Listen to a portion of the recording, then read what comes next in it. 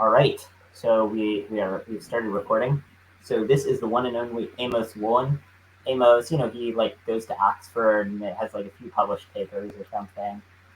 More than me by all of his published papers that I don't know, but that's not important.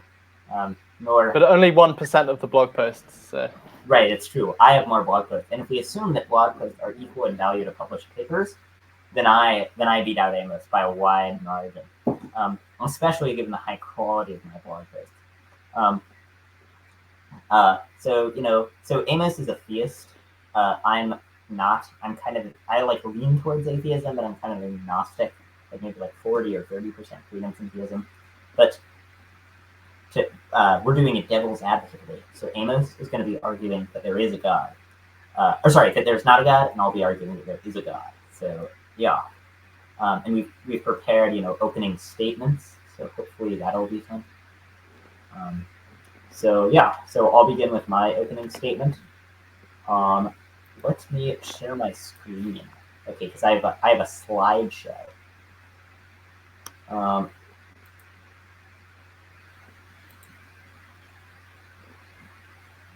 Okay. All right, so this will be 15 minutes. My audio is still fine? Yeah. Okay, so, all right, so I'll begin. So here I'm defending theism, like Frank Turek. I do not have enough faith to be an atheist, but hopefully my arguments will be better. Now, there are two things that determine the quality of a hypothesis. First, its prior probability, how initially likely it is before you gather evidence, and second, its explanation of the evidence. If we're trying to figure out if some person cheated in poker, we'd start by looking at if it's plausible that they might cheat. Because cheating in poker is a more intrinsically probable explanation than that a demon made someone get lucky, we should think if someone gets ridiculous luck that they cheated. Next, we'll look at the evidence for their cheating, looking at how lucky they got. When figuring out whether theism is true, we should do the same thing. Look at whether it's initially plausible, and then whether it explains evidence. My core argument is that theism is very initially plausible and is good at explaining lots of data. First, theism is initially plausible for a few main reasons. The first one is simplicity. Simple hypotheses are more plausible because most of the ways that reality could be is not. Thus, if a theory posits more about reality, it is worse. Simplicity is widely agreed to be a virtue by both scientists and philosophers. Physicists are always trying to simplify. Theism is a simple hypothesis. It posits goodness or perfection in unlimited quantities. Goodness and perfection are both fundamental things. Facts about value don't reduce to any more fundamental facts. When you say X is good, you're not making a statement that could be rephrased to just talk about atoms the same way when you say fire is hot, that can just be talking about the kinetic energy of the constituent atoms. Theism means that what is fundamental can be summarized in one short sentence: goodness unlimited. Or, if you're feeling fancy, just one word: perfection. This takes us to the second consideration.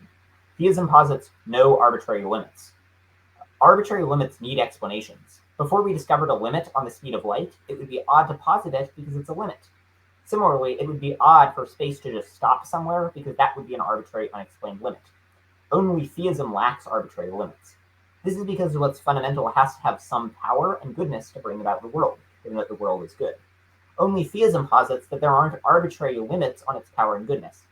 Similarly, this explains why it's worthwhile to posit a maximal agent, one unlimited in all the core constitutive features of an agent. The third reason theism has a high prior probability is that there might be successful proofs of it. Suppose that you see a few triangles whose interior angles add up to 180 degrees. At first, you might think that it's just a coincidence. But if you know that there might be a proof of it, you should think it's more likely that all triangles will have that property, because a proof provides a deeper account of why that would be the case. If something might be a necessary feature of logic, something that can be proved, then that makes it not terribly unlikely. It would then not be like positing that triangles randomly have some other property, because you have some deeper account of why them having that property in particular would not be a coincidence. If this is true, then theism has a high prior.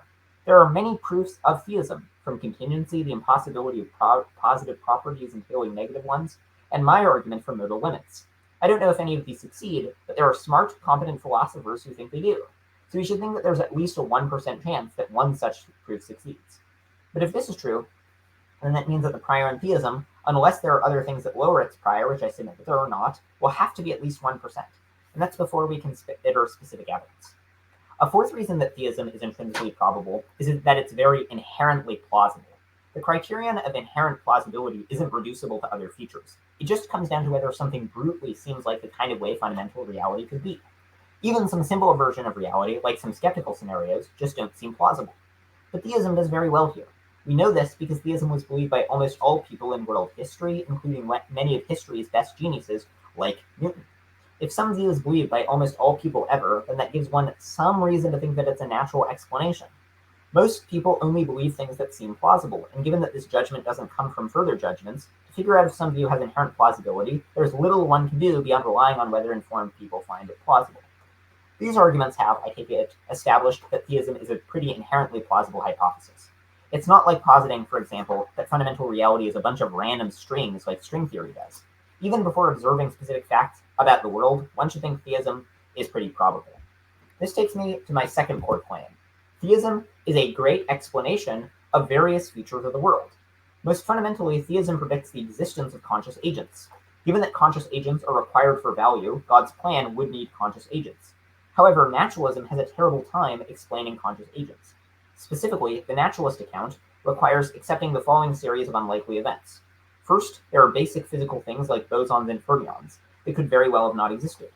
Second, there have to be laws governing their behavior, even though they could exist without having causal properties. The fact that there is both fundamental stuff and laws governing their behavior is a vast coincidence. Given that one could have existed without the other, it's odd that they both exist at the same time. Third, then the laws have to apply to the constants. This is not a sure thing. There could be laws, but the laws wouldn't apply to the things that happen to exist. It's miraculous that the laws that govern behavior precisely line up with the things that exist. It would be like coming across a random game board, finding a random rulebook, and discovering that the rulebook just happens to apply to the game. On top of this, the laws have to make the fundamental things work together. But this isn't a guarantee. Perhaps there could be fermions that only interact with bosons, but no bosons, so the fermions just sit around doing nothing. It would be like coming across a random collection of pieces grouped together randomly without a designer, and finding that they all go together and make a rich game. Then you discover a rulebook and it happens to go with the game. This seems to require an explanation, which theism nicely provides. 4. Then the laws have to generate complexity. Unfortunately, the overwhelming majority of possible laws do not generate complexity, as Luke Barnes has shown. John Conway made something called the Game of Life, which you can find online, which makes interesting things happen from simple arrangements of dots. But he had to search through and reject tons of rules because nearly all possible fundamental rules don't result in anything interesting happening. If you just made a random simple law to govern simple stuff, it would almost certainly do nothing. For example, suppose all particles just moved in a straight line until they hit each other, and then they bounced in a random direction. That's very simple, and yet nothing interesting would arise. Almost all possible simple laws are like that. Note, it does not help to posit a multiverse here, because a multiverse is also a set of fundamental laws. We have to get extremely lucky to get an orderly set of laws that give rise to a multiverse. 5. Even once the laws are roughly like our laws, we have to get extremely lucky with the constants.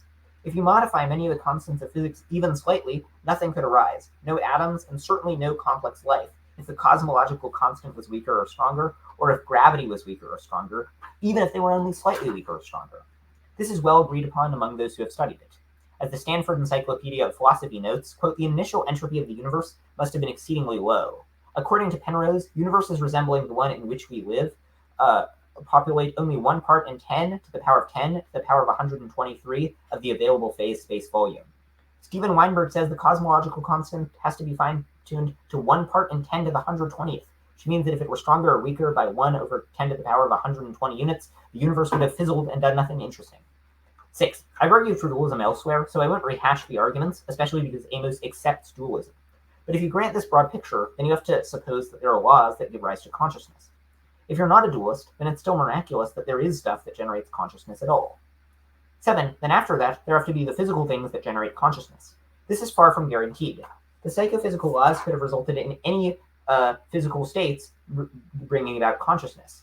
That the things that it caused to be conscious happen to exist is another coincidence. The psychophysical laws are like a recipe for consciousness, but you need more than a recipe, you need the ingredients too.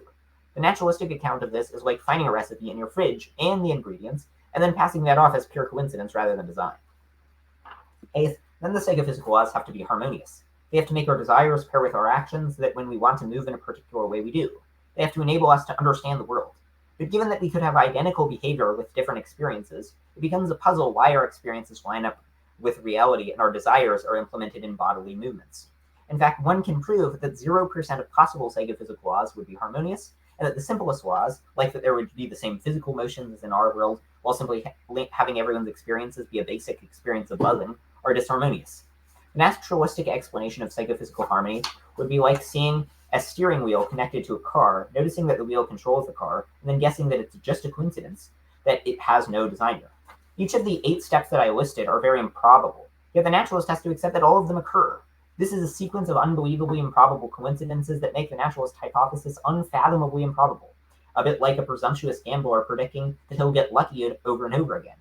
Let's compare the explanations. The theist thinks there are agents because God wants there to be, because agents are the only things of value. The naturalist thinks there just happened, for no further reason, to be physical stuff, and laws to govern it, and the laws apply to the stuff that existed, and the laws happen to be able to generate complexity, and there happen to be constants that generated complexity combined with the laws. Then there also happen to be psychophysical laws. Then there happen to be stuff that generates consciousness combined with the psychophysical laws, and those laws happen to give rise to value. And then on top of that, they happen to be one of the 0% of possible harmonious psychophysical laws. That's not a good explanation. Now, even after conscious agents exist, atheism struggles to explain 2 more facts. The first is moral knowledge. We have lots of moral knowledge. Look at the scene of Luke kissing Leia from Star Wars. Isn't that sweet? No, it's incest. Credit to Thomas Bogardus for this joke. Now, to know things about some subject, there has to be a relationship between one's knowledge and the facts themselves. I can't know there's a table on the basis of seeing it because I can know that there's a table on the basis of seeing it because the table explains why I see it. But if I knew that I hallucinated the table, I wouldn't be justified in believing in the table on that basis, because the reason I see the table would be unconnected to its existence. So far, moral beliefs like the one I described before were unconnected to the existence of facts that would undermine our justification for believing them. But moral facts can't make the difference to a purely mechanical process like the movements of atoms. Therefore, in atheism, we wouldn't expect to have moral knowledge. To have moral knowledge, one needs a special non-physical faculty of intuition that directly interacts with the moral facts that atheism struggles to explain. Now, even if you don't believe in moral knowledge, other problems exist in this vicinity. For example, atheism struggles to justify induction. Induction is the drawing of inferences about the future from the past. For example, inferring that the future will be like the past. To justify induction, one must think that worlds where the future is like the past are inherently more likely. Otherwise, our inferences about the past give us no reason to think that the future will be similar. But facts about the inherent likeliness of worlds aren't physical facts. As such, we can't draw justified inferences about them on atheism. Now, the second additional fact that atheism struggles to explain is your existence in particular. But don't take my word for it, take my opponent's. Amos has described this argument as, quote, insane, in all caps, in a good way, and, quote, very exciting. Let's start with a simple premise. Creating a person who will live a good life is good. This seems quite plausible. A person is a good thing, and it's good to create good things. It's also supported by fairly ironclad arguments in population ethics. If this is true, then given that God is perfectly good, he would create all possible people and give them good lives. If this is true, then conditional on theism, the odds I would exist is 100%. In contrast, on atheism, it's almost 0. David Lewis showed that there are Beth2 possible agents, a very large, uncountable infinite. God can create all of them because he's omnipotent. But even if the universe or multiverse is infinite in size, it would still only contain 0% of the possible agents. The universe infinite in size would still have Aleph null agents only, 0% of the Beth2 possible agents. This means that conditional on atheism, even if somehow there are infinite universes, still there is 0% of the possible agents, and the odds of me in particular existing are 0. One needs extremely creative mathematics to get Beth2 agents. Now, if I'm wrong about this, then tell me a picture of reality on which there is no God, but there are uncountably infinite agents. No atheist that I know of has ever given a picture of reality on which there are Beth2 actual agents, except David Lewis and the other modal realists, but their view is crazy. So the odds that I'd be one of the lucky few that's created out of an unfathomably greater infinite possible number of beings that could be created is 0. To illustrate how this argument works, imagine that you're trying to figure out if your parents were infertile. Well, you know that they weren't because you exist. You also get evidence that your parents didn't try to abort you, because if they had, while it's possible that you'd still exist, it's super unlikely. But atheism is like the hypothesis that your parents tried to abort you. Unless God creates all possible people, because there are so many possible people, a huge infinite array of possible people, the odds that you'd be one of the lucky few ones to get created is near 0. This is especially so because there are an infinite number of possible beings with identical physical and mental characteristics to me. Thus, even if many copies of me would be created, the odds that I'd be created in particular would be zero, unless best two agents get created. So that's all the arguments. And so, yeah, thanks for listening, and I look forward to your opening statement, Amos. Thank you, Matthew. Let me just get my speech up. Can you hear me as well? I can. Okay, you perfect. Sound just immaculate. There is a long list of things Matthew and I agree about. Yep. Sorry, can you pause? Wait, I want to get a pen. Sorry, I should have done that before. Oh, okay, cool. I want to get a pen so I can take notes on the things you're saying. Cool beans. Well, I had a pen, but I dropped it.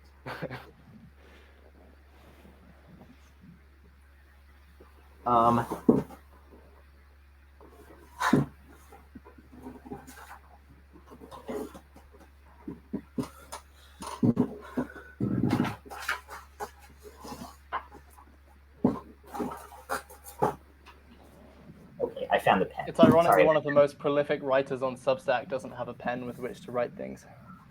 Yeah. Well, that's why I use Substack, because I'm constantly running out of pens, so I need to use Substack to write my shit. Okay.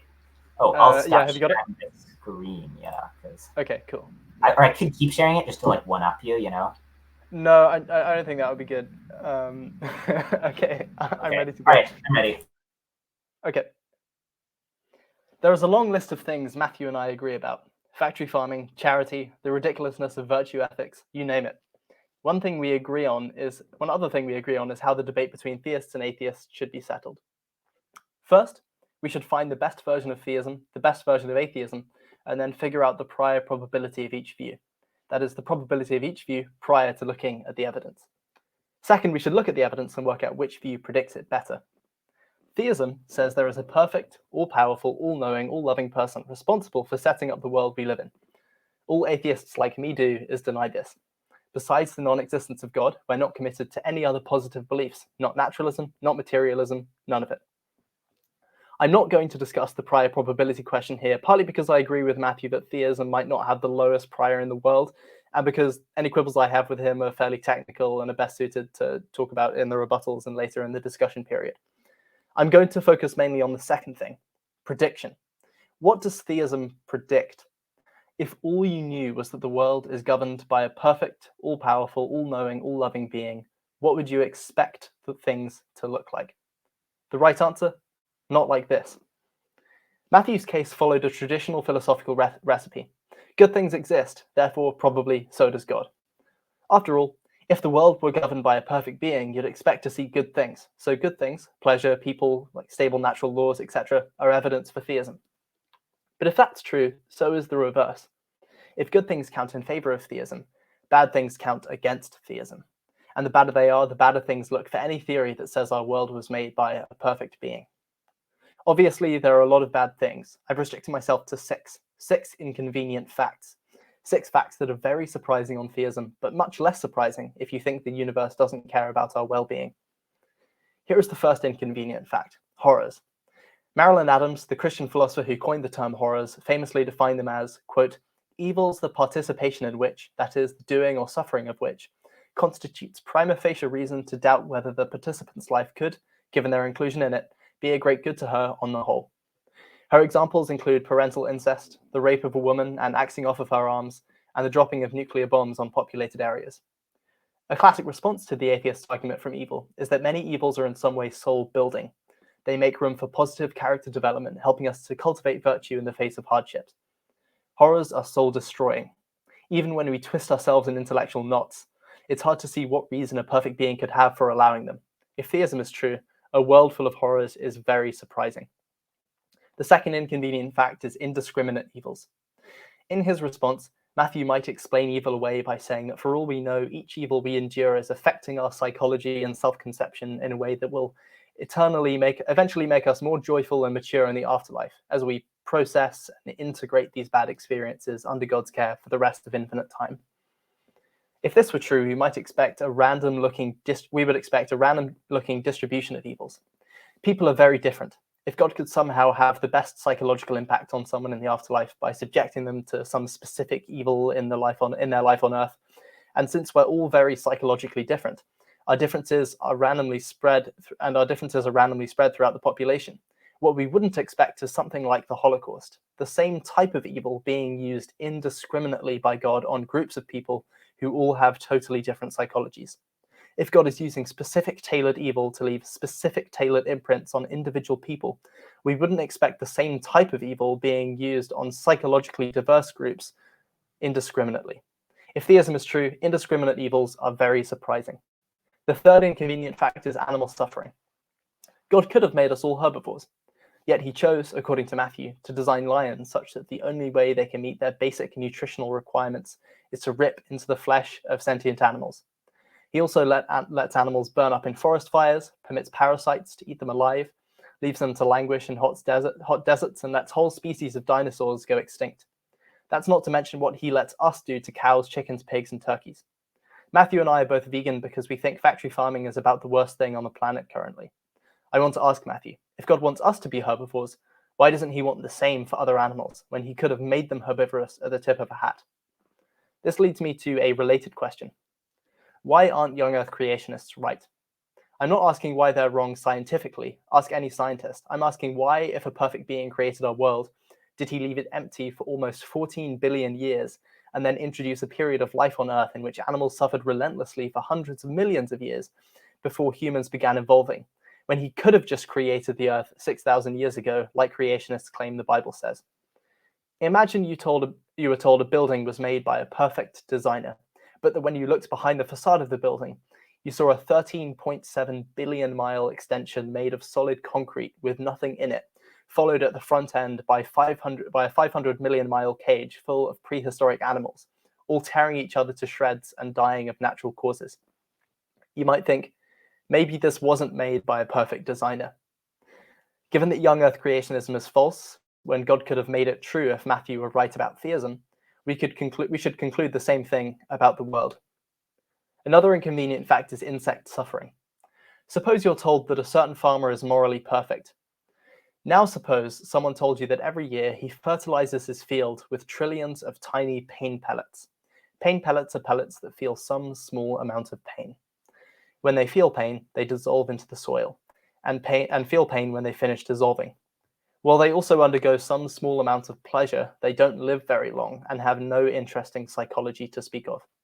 Now lastly, suppose someone told you that the farmer could easily have fertilized his soil with unconscious pellets, or could have used pellets that felt only pleasure, but that he chose to use conscious pellets and chose them to feel pain. I think if you knew all this, you'd really doubt that the farmer was perfectly good. Now apply this to insects. The number of bugs on our planet is ridiculous. There are somewhere between 1 and 10 million different species of arthropods, and if we zoom in only on insects, there are something like 10 quintillion of them alive right now. Many of them probably feel pain.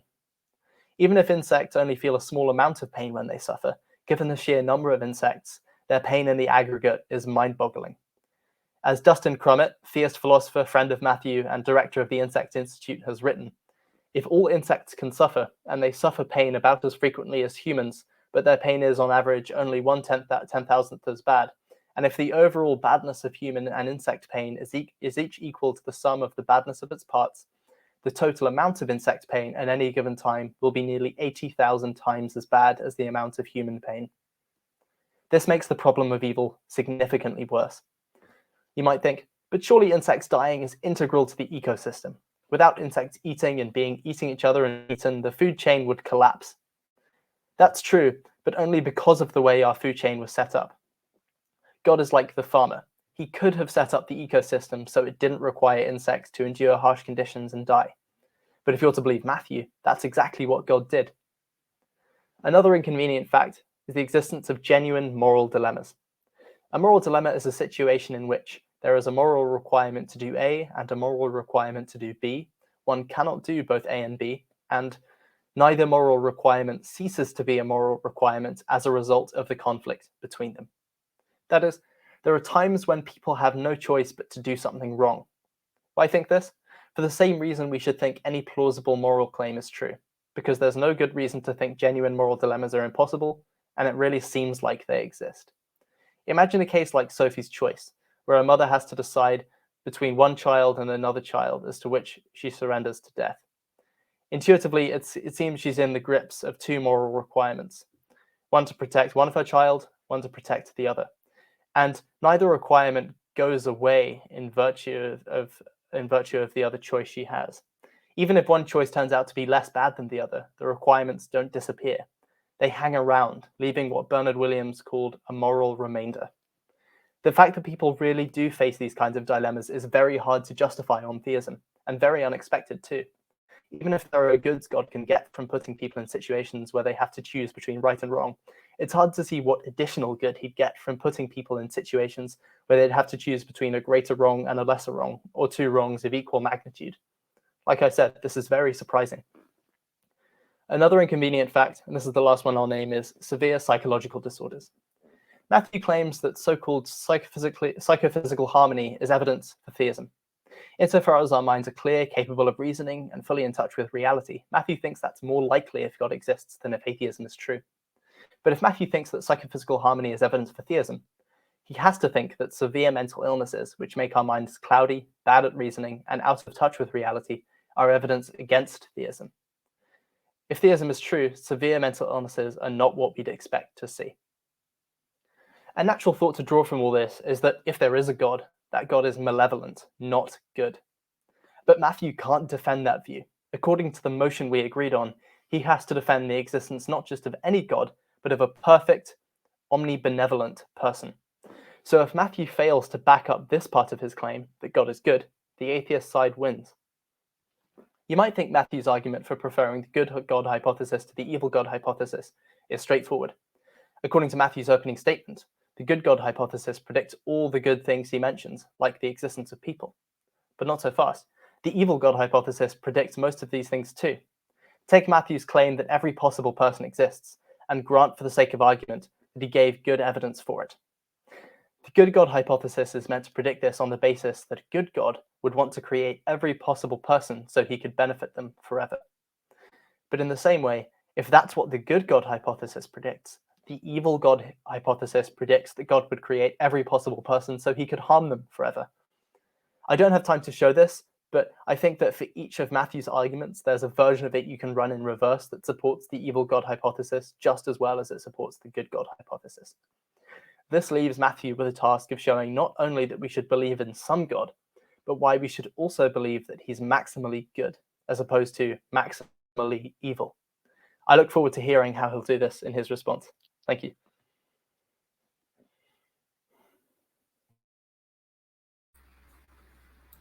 All right, thank you, Amos. So now for my rebuttal.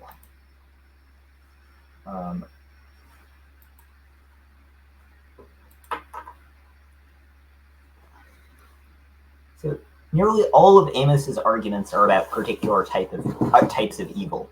Evil is a great mystery for the theist, but theism only has one great mystery, explaining why there's evil, while atheism has about a dozen.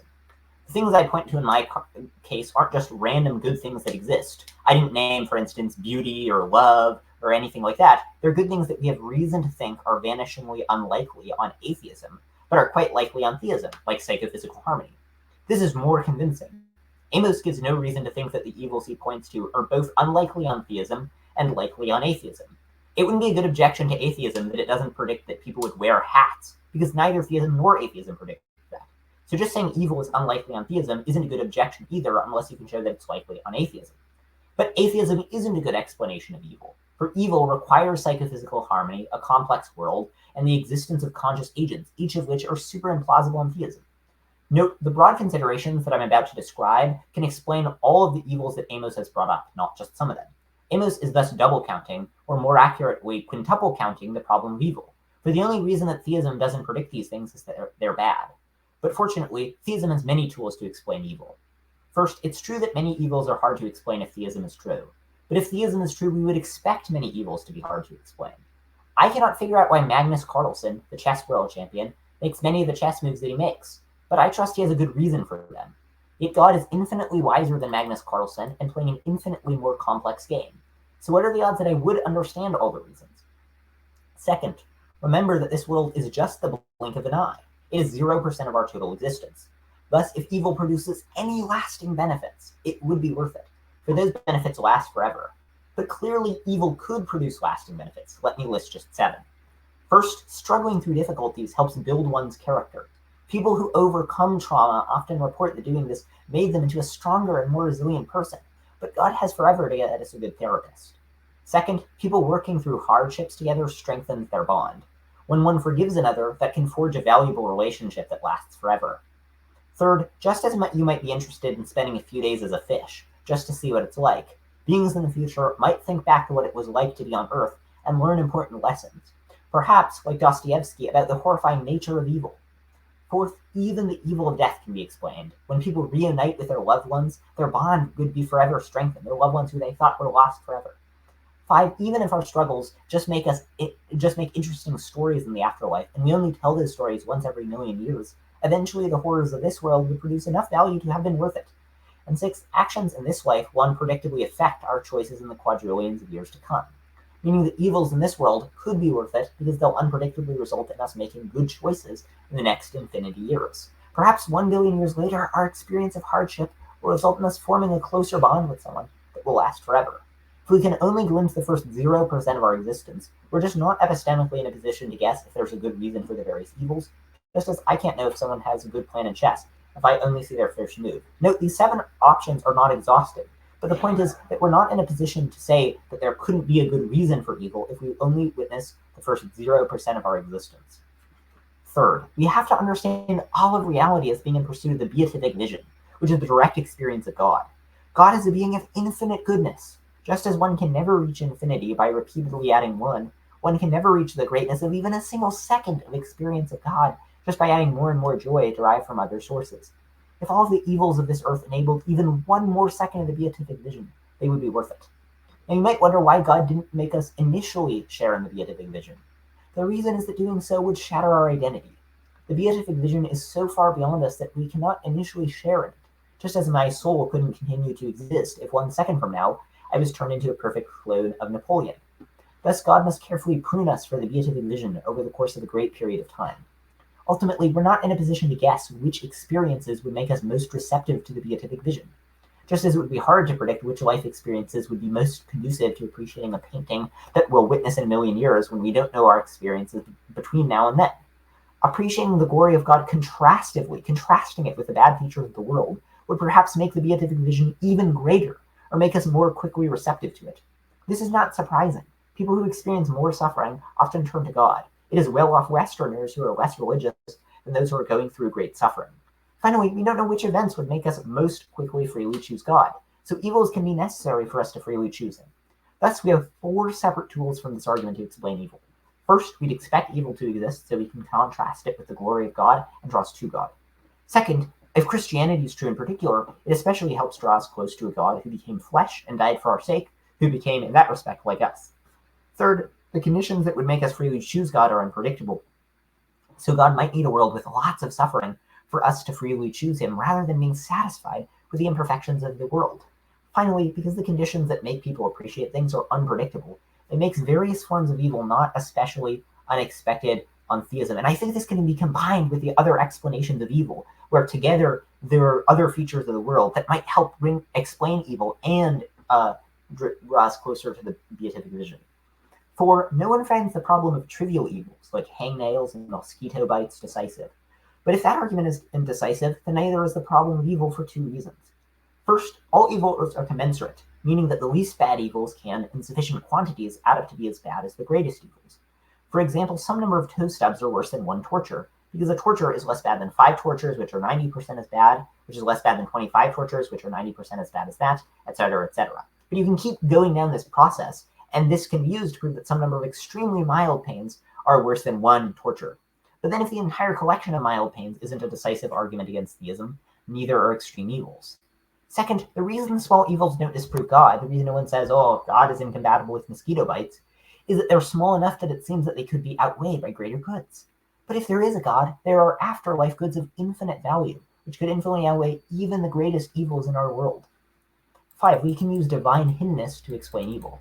divine hiddenness for a short period of time could be very valuable, for perhaps it could eternally strengthen our relationship with God.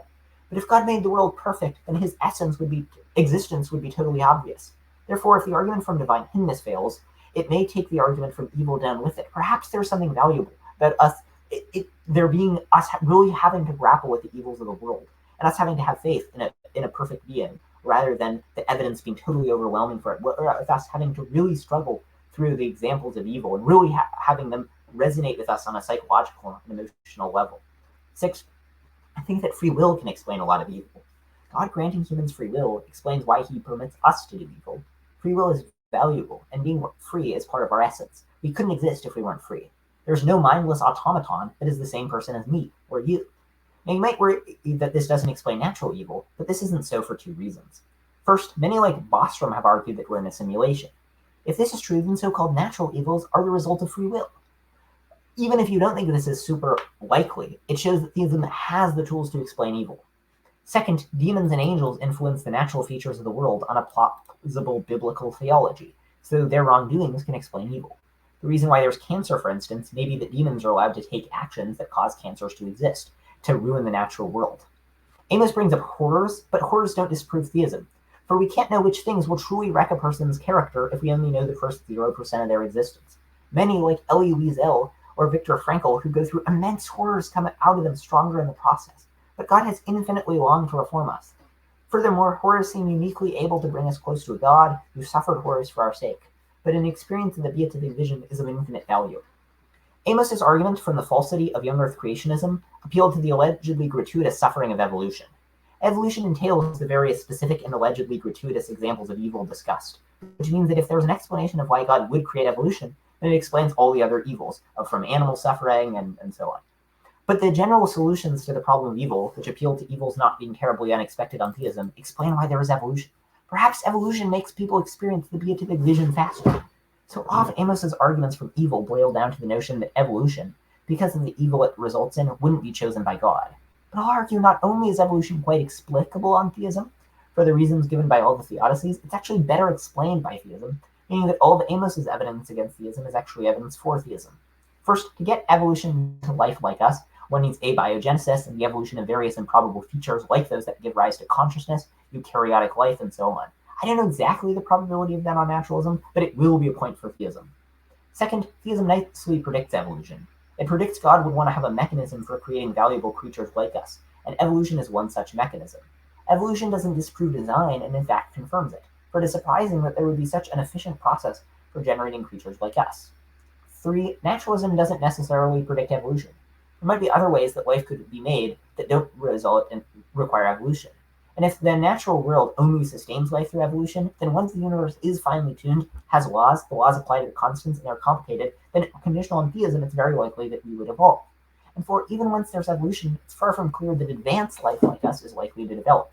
Josh Rasmussen notes, after conducting a detailed computer simulation, quote, randomized natural selection in my randomized environments tended to select simple organisms, not more complex ones. Amos suggests that if the evils that make a person's total existence go well are unpredictable, then we should expect such evils to be different from person to person, rather than many people suffering the same evil. But this isn't so.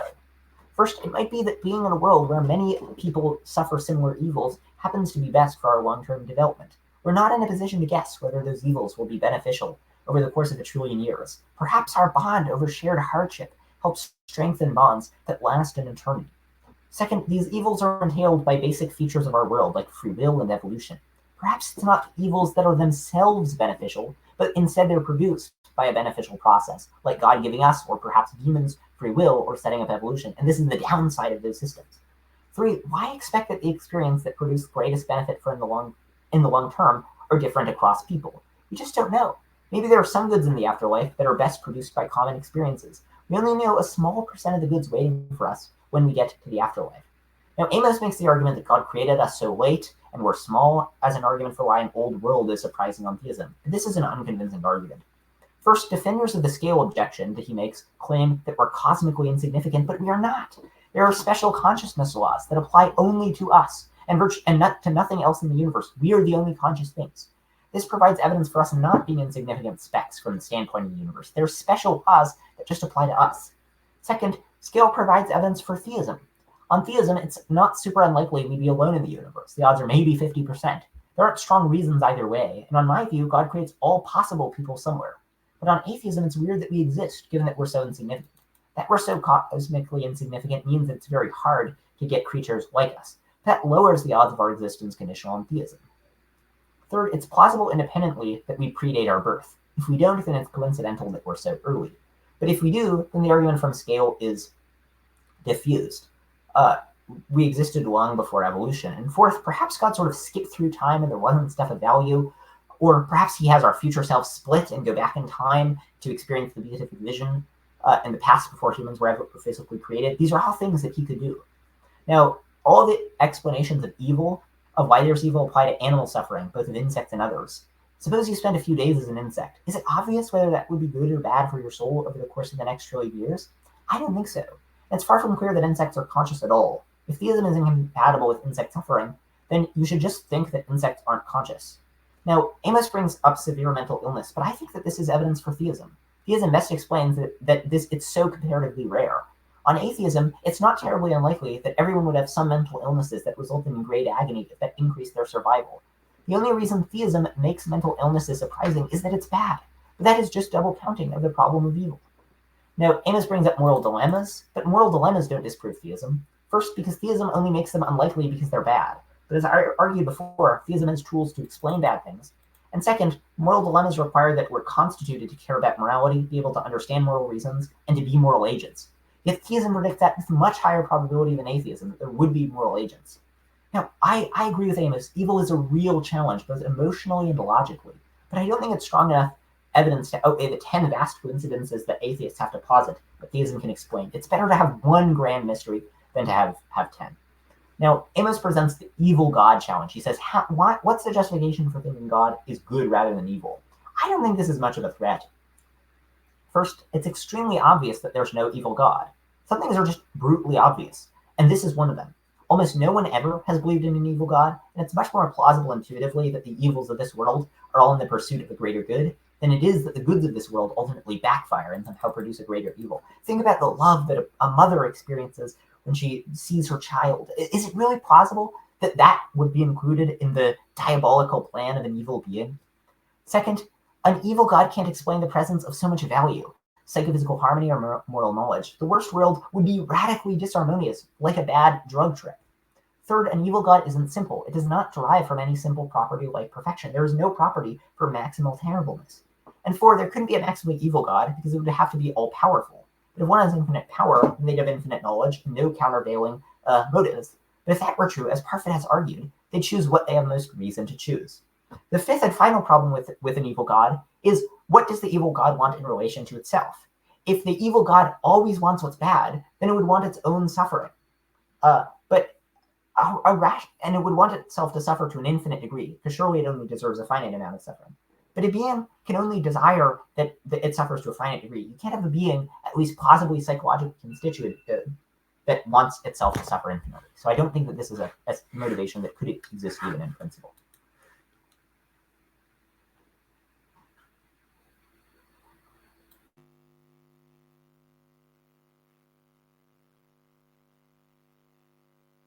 Wait, Amos, I can't hear you. I think maybe now I can. Well, I just heard a noise, but I can't hear you saying stuff. You can't hear me? Oh, okay. Wait, now I can hear you, but you're like very tinny. Yeah, that's sort of the way it's going to be for a bit. Basically, my battery mic died, so is my audio okay to continue? Yeah, your audio is fine. Yeah, it's good now. Okay, cool. Great. Let me just get up my notes. Yeah, maybe like try to speak up a little bit. Okay. Yeah.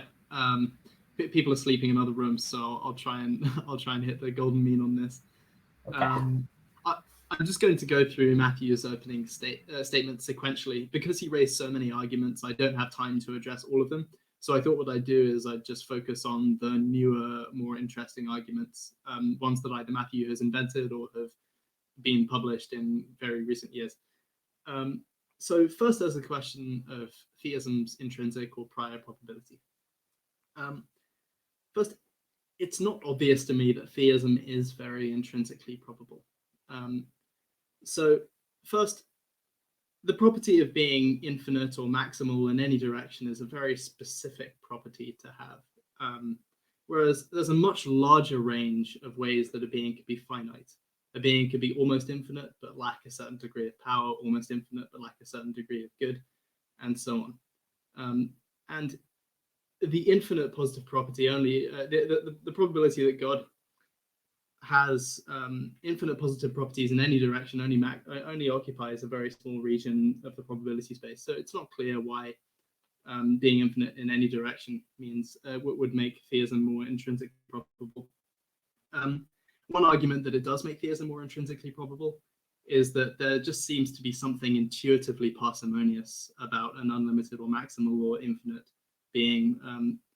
But I think we should be very skeptical of our intuitions regarding the infinite, just because our intuitions regarding the infinite so often go wrong and generate paradoxes so often. And moreover, we have some good reason to think that infinite things are not simple, just given the fact that they're quantitatively less simple. They posit more things, namely infinite things or infinite units of any given property. Another worry about Matthew's arguments for why theism is a simpler hypothesis is the thought that God's perfection can't explain God's attributes. Rather, it's the cluster of God's attributes that explain why he's perfect. So God couldn't be perfect if he weren't all-powerful, all-knowing, or all-good. And thus, his perfection, the attributes are logically prior to God's perfection and not the other way around. And so it turns out that for God to be perfect, you have to have a bunch of other complex properties in the background, which makes theism not a simple hypothesis. Another argument he gave for why theism is intrinsically probable is that there are lots of proofs of it that exist or have been proposed. Now, Matthew was careful to put proofs in quote marks because these aren't real proofs.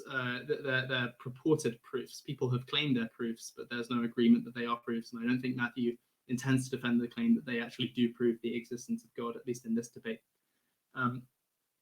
So I think this trivially does raise the intrinsic probability of theism, but it's cancelled out by the existence of an equal number or a probably equal number of disproofs of theism. So there are a range of attempted logical disproofs of theism, either attempting to show that the attributes, any individual of God's attributes are internally inconsistent, that two or more of the attributes are inconsistent with one another, or one or more of God's attributes is inconsistent with a widely accepted fact about the world, such as that there's evil or that there's free will. I'm not claiming that any of these succeed, just as Matthew wasn't claiming that any of the theistic proofs succeed. Rather, what I'm saying is that there are just as many atheistic disproofs of theism, and so these two cancel out in terms of intrinsic probability, and theism doesn't thereby have a greater intrinsic probability than atheism. Another point he made, which I thought was strange, was that theism just seems like a natural way that the world could be, and evidence for this is that so many people have been theists. First, I think this seeming naturalness is just a statement of a prejudice. I don't think that it has any evidential value, at least I can't see why it would. But second, the fact that so many people have accepted something like Matthew's monotheism is not strong evidence that it's true. It would be some evidence that it were true if many different civilizations causally disconnected from one another had independently arrived at Matthew's monotheism. But they didn't, right? So the kind of monotheism that Matthew's defending historically stems from the Abrahamic religion, and they're causally connected. And so for that reason, it doesn't seem like the fact that many people have accepted Matthew's monotheism is much evidence in favor of it. Okay, so the second battery of arguments Matthew gave on the evidential side had to do with consciousness and laws. So one thing Matthew claimed, which I thought was directly false, was that naturalists are committed to there being basic physical things like bosons and fermions. So first of all, it's not true that even naturalists are committed to there being basic things, since naturalists can think that we live in gunky worlds in which there are no basic things, but only gunk that has no basic constituents. But second, it's important to point out that as an atheist, I'm not committed to naturalism in this debate. I could affirm naturalism, but I can affirm any worldview on which there is no God. Second, Matthew raised the argument from nomological harmony, which is one of the new interesting arguments that I really want to talk about in the discussion period. The argument from nomological harmony says that there are laws and things that those laws are governed by, and that this is more predicted on theism than it is on atheism. So I think that atheists have a broad array of responses that they can appeal to. So as I appeal to these responses, I'm going to take inspiration from Matthew's speech. So one strategy that atheists can affirm is to think that there's some meta law which makes it the case that for any law of nature, there's something that exists that the law binds. And you might think, oh, well, there's no reason to think on atheism that this law would exist. But I can appeal to the theoretical virtue that Matthew appealed to just a moment ago, naturalness. It seems unnatural for there to be things that aren't bound by laws or laws that don't bind things, whereas it seems more natural for there to be laws that bind things. And a meta law would explain this natural matchup perfectly. And so while a meta law isn't the simplest hypothesis because it posits one thing, it's not so unparsimonious. It is only one thing, and it has the supposed virtue of naturalness that Matthew appealed to earlier. Second, there's the theory of axiarchism. So axiarchism, as I'll define it, is the view that there's some governing principle, a simple governing principle, that makes it the case that the best possible world will exist. And if this is true, not only would it explain nomological harmony insofar as we think nomological harmony is good, it will also explain every other good thing that Matthew appealed to. It has the downside of being subject to the problem of evil that I raised earlier. But if, insofar as you think that Matthew's responses to the problem of evil were sufficient, you'll think that axiarchism is on good footing. A final response that I do really want to discuss in the discussion period, which I'm not totally sure about, is the view that all the compossible laws exist. And so if all the compossible laws exist, then for any given objects that exist, any given set of constants or particles, there would be some law out there to govern those constants or particles. And like a natural objection to this is, well, what if there are contradictory laws? But notice how I set this up. The theory is that all the compossible laws exist. Why should I restrict this to all the compossible laws? Well, I think that if you had incompatible laws, then logical contradictions could be derived. I probably don't have time to explain that in my rebuttal speech, but I think we'll talk about it later. So Matthew claims that you have an additional problem if you're a dualist, and he says that both of us are dualists. I may have been a dualist when I was a silly theist, but I don't think I'm committed to dualism in this debate as an atheist, given that atheists have good reason not to be dualists, as Matthew notes. Matthew raised psychophysical harmony. There's a lot to be discussed here. I'm just going to focus on 2 points. So first, I think that if you buy what I said earlier about God's attributes being logically prior to perfection and not the other way around, you'll have what's known as the revenge problem. So the problem of psychophysical harmony is the problem of coming up with a good theory of why there's a fortunate matchup between our physical brain states and our qualia. And if God exists, God is a mind, and so there's going to be a parallel problem of psycho-divine harmony. So there's going to have to be some metaphysical law which ensures that when God wills something, that thing comes to pass, and there'll have to be a battery of other psycho-divine laws to make God psychophysically harmonious. But if you don't think that you can get God's attributes from the attributes of perfection, then I think there's going to be no good way out of this revenge problem, and so theism will be on as shaky footing as atheism is supposed to be. But second, if you adopt a theory like axiarchism, again, you can just predict all of the good things, and since psychophysical harmony seems good, an axiarchic atheism can predict psychophysical harmony.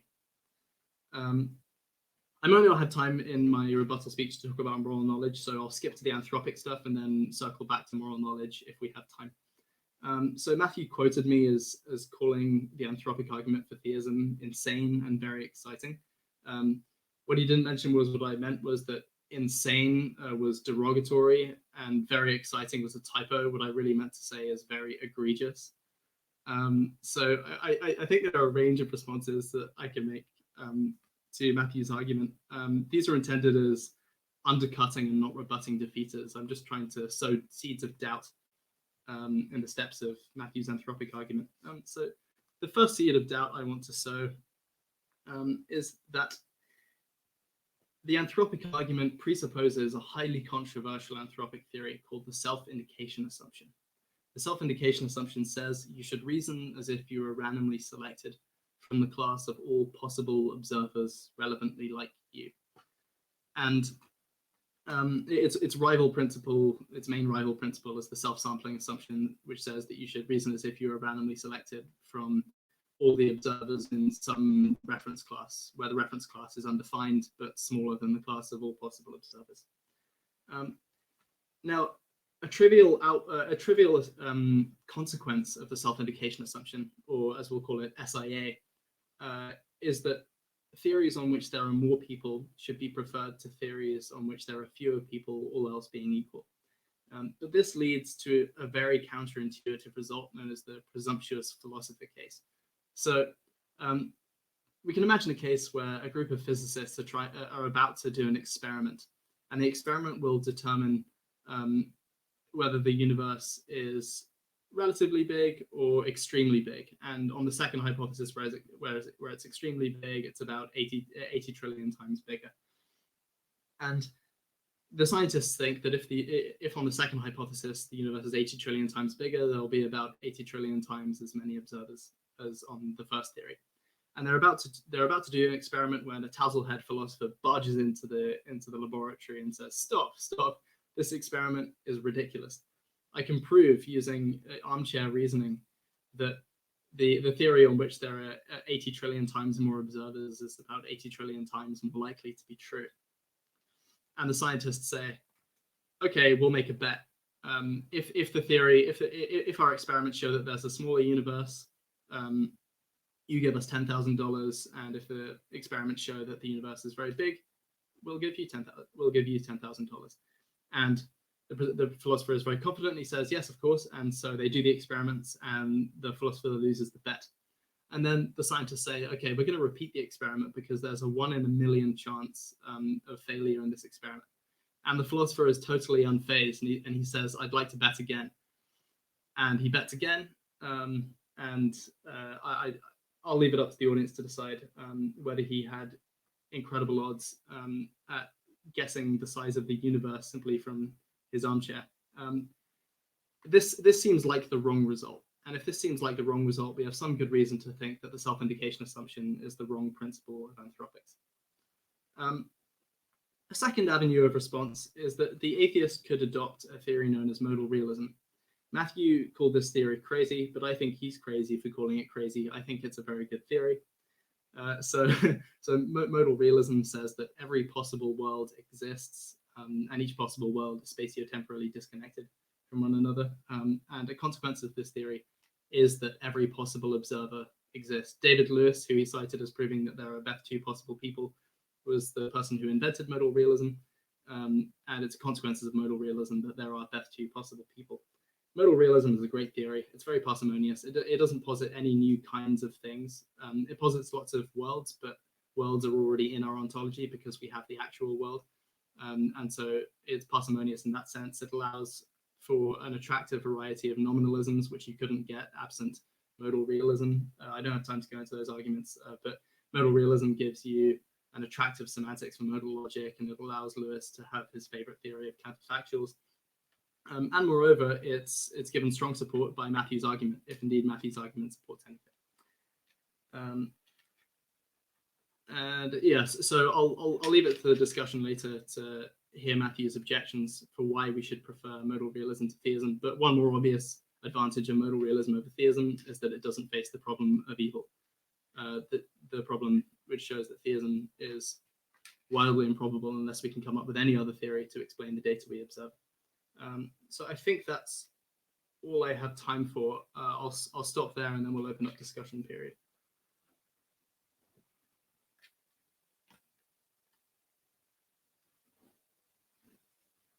Okay, thanks for that, Amos. Yeah, that was really interesting. So should we start in my case or yours? Yeah, I don't know. Should we talk about the arguments for theism? I guess like it like it kind of alternates person to person, right? I thought what we were going to do is we would do 45 minutes of talking about one of our cases and then the other. I mean, so like since I just talked about the arguments for theism, why don't we talk about the problem of evil and then we can circle around to the arguments for theism? Okay. Yeah. Okay. Okay. So I mean, one concern I have about your problem of evil is it does seem like you're double counting, right? It seems like there is one big mystery, which is evil, and then you're counting it 6 times. Where conditional on there being an explanation of one kind of evil, seems much that there would be some general template for resolving evil that would apply to the other types of evil. What do you make of that kind of notion? Yeah, so I agree that I'm going to have to at some point give an account of things like consciousness and why there are observers, blah, blah, blah. But I was hoping I could do that separately. So when we consider different evidential chips in favor of either theism or atheism, we want to be as specific as possible, and just like to make the dialectic work. And so to do that, we're going to have to just agree, for the sake of argument, to include certain facts in our background evidence. And so a fact that we'll have to include in our background evidence if we want to focus specifically on evil is the fact that there are conscious beings, since evil will only exist if there are conscious beings. And so I agree at some point I'm going to have to talk about the evidence from consciousness, and I'm happy to. And we'll do that in another discussion. My claim was not about whether you were taking into account too much background evidence. My claim is just you've said you say you have 6 different arguments from evil. And to me, it seems like there's really one argument from evil, which is there are lots where the fundamental argument is there are lots of things that seem really terrible, that seem like features of our natural world, many of them, and that there isn't a ready-made explanation of them. I think once we, conditional on there being some explanation for why theism is consistent with, for instance, horrors that are soul-destroying or uniform evils or animal suffering, it seems just like not unlikely at all that whatever explanation there is for that one would apply to the others. And so it seems like you're counting the same evidence multiple times. Right. Yeah. So.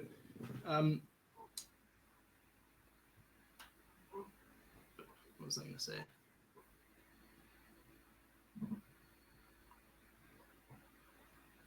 So I've had a complete mind blank. I had an amazing point. It was just on the tip of my tongue.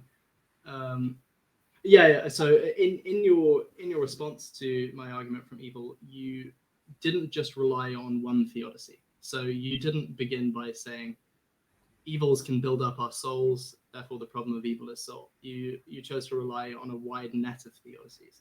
And the reason you did that, I take it, is that some theodicies don't account for all of the evils in an adequate enough way. And so the reason I raised lots of different evils is because some evils are harder to explain on certain theodicies than others. And so to draw that out, I think it's important to raise different evils that some theodicies have a harder time explaining than others.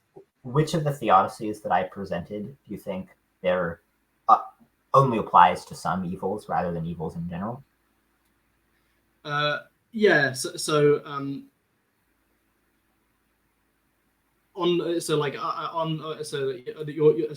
just like flip open because I wrote down all of your theodicies. The first was soul building, and I think horrors. The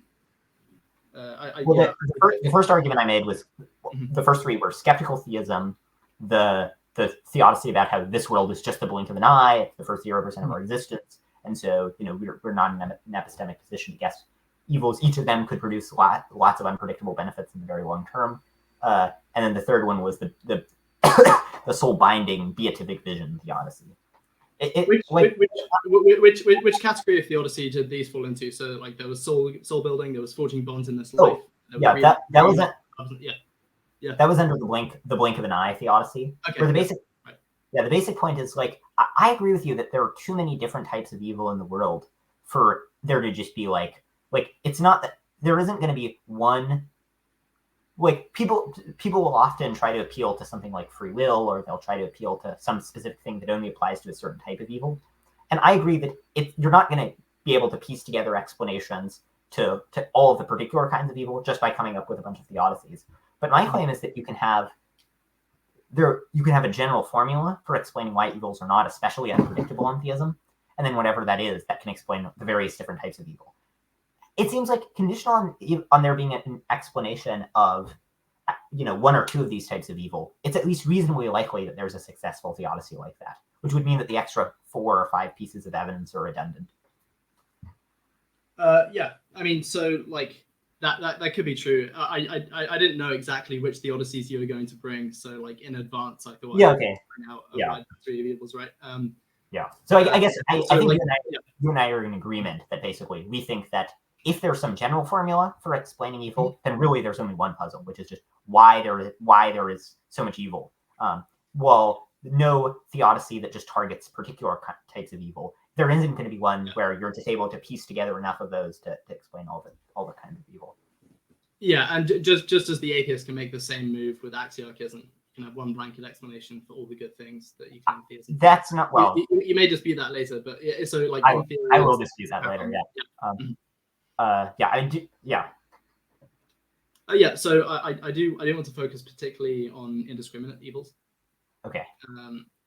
So just for the audience, could you rehash your sort of general strategy with coping with indiscriminate evils, given the fact that humans are very psychologically diverse, and given the thought that God right now is targeting specific people with tailor-made evils, you would expect evils to be more randomly distributed in kind and not the same kinds of evils to target blanket groups of psychology. Yeah, so I argued a few things. The first was that many of these evils, it's true that they're indiscriminate as they're manifested to us, but they stem from one particular thing. So for instance, many of the evils of the natural world stem from evolution by natural selection. Many of the evils stem from free will. And so as a result, it's that there's one thing that there's plausibly an account for, and then that provides an account of why the many different evils are there. Second, I argued that you're assuming that the evils have to serve a greater good, but I don't think we should assume that. What we should assume is that all of the evils either serve a greater good or are entailed by some process that serves a greater good. But so many of the evils, I think, are unfortunate consequences of something like free will. And then the third point is that, like, I don't know, I have no idea whether whether the things that will, make us flourish in a billion years, from soul building when we're having the beatific vision and so on, I have no idea whether they're correlated, and I don't think you do either. Okay. So let's talk about first the thought that there's some systemic explanation for blanket evils. So in the case of something like the Holocaust or any genocide that targets large groups of psychologically disparate people, what do you think are the most plausible blanket explanations? Well, I think systemic explanations. I think it's some combination of free will and of in particular free will given to. I think it's plausible that there are demons or programmers that resulted in the natural evils of the world. And so I think that's the most plausible explanation of such evils. Okay. Yeah. So it seems like free will maybe has some value, but not enough value to outweigh the Holocaust. So like let's suppose like it's just one person's free will who counts, so Hitler's free will. It seems like the value of his free choice doesn't outweigh the Holocaust, and so you might expand that to the set of all Nazi guards, and it still seems like the evil of the Holocaust isn't outweighed by the good of the free will of the Nazi guards, and so then I take it you might expand it to demons. Yeah, so it might be that like demons having provenance over a world where they have free will to care for creatures like us. Maybe there's something valuable about that. And I don't think we're in a position to know where, like, remember, I think that the theodicies that I provide, they can sort of work together. So it's like, okay, I have no idea whether, God occasionally violating people's free will, what impact that would have on the beatific vision, on jeopardizing potential future goods. I just don't think we're in a position to know things like that. So do you agree that positing demons is an auxiliary hypothesis that makes your theory less probable? No. I'll correct myself. Positing demon interventions, not demons, because you believe that every possible person exists. No, Why? because we have alternative reasons to think there are demons. Such as? Well, so like, Cameron Bertuzzi, he's done all these interviews with various exorcists. I mean, you're laughing, but like, you do have stories where it's like, you do have stories of people where they seem to be possessed by demons and they'll have their mouth wide open and, great voices will be coming from them. You have huge numbers of people who have reported seeing things like demons. People who have near-death experiences reported seeing such beings. Like, I don't know, it doesn't seem completely obvious that there are not such demons. In particular because, and maybe demons are like an auxiliary hypothesis, but I think what they lack, they do require positing an extra thing, but you do get bang for your buck, where I think theism plus demons explains evil better than atheism by a lot, especially because it predicts the background features that are a prerequisite for evil. Yeah. I also don't know why it's so unlikely. Like, it seems kind of likely, right? Where it's like we have providence over certain other creatures like our pets. I don't know why it would be so surprising if there would be beings like demons that would have providence over us in a similar way. Yeah, I mean, so I think it would be surprising if God placed us in the care of demons. So you can imagine God like a loving parent, and you would expect him to place his children under the care of a benevolent babysitter, not the father of evil or the father of lies. It seems more likely you'd expect a father to put their child under the care of a benevolent steward if he needed a steward at all, and since he's all powerful, he wouldn't. Maybe, but if you think that the demons having free will is valuable, and one of the things that's valuable about having free will, where it's like the kind of free will where you are influencing the world and you're having effect on others rather than just sort of like being free to press buttons. If you think that is valuable, then it's plausible that would be valuable for the demons as well. And I think you should be more open to this if you accept, and part of this we'll get to some points that haven't been raised, but I think that there's very strong evidence that at least in certain cases there have been violations of the natural laws, like for instance with Joseph of Cupertino. That guy definitely flew. And so as reported by hundreds of eyewitnesses from basically everywhere he went in Italy who swore under oath. So if you think that the natural laws are often violated, it's like, okay, condition on that, like, once we take that into account, it's like maybe demons are a better theory than just some unnaturalistic explanation. Yeah, and so like your minimal claim is just that natural laws are sometimes violated, as in the case of Joseph of Cupertino. You're not hitching that to Christianity, even though Joseph of Cupertino was a Christian miracle. You're just saying the natural laws are sometimes violated by supernatural forces, and this raises the probability that we're under the supervision of malevolent demons. Right. Well, I mean, you might think that like a lot of the demons are good or something, but yeah, I mean, so I would expect a devil's advocate to say that all of the demons are good, but so I want to ask seriously, as a devil's advocate, what is your credence in the demons being an auxiliary hypothesis, and what is your credence in them just kind of flowing naturally from your view? Like, I don't think that demons, if it's just like, okay, all you knew is that there was a god, what odds would you give to there being demons?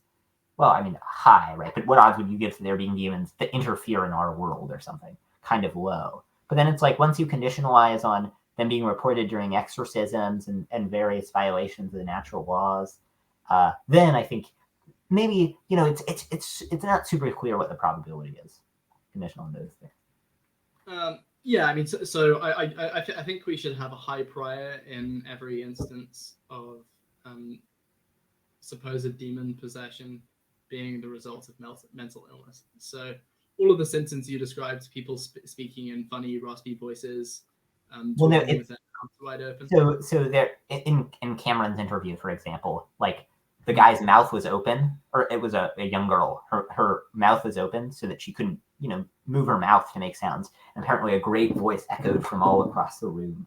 Oh, right. Now, okay, maybe this guy's just lying or something, but it's like Yeah, there are yeah. a lot. I mean, so, like, what would be more miraculous, this happening or this priest who has presumably made money off interviews and book sales about his exorcism is just lying? Yeah, I mean, What's he more could be like miraculous?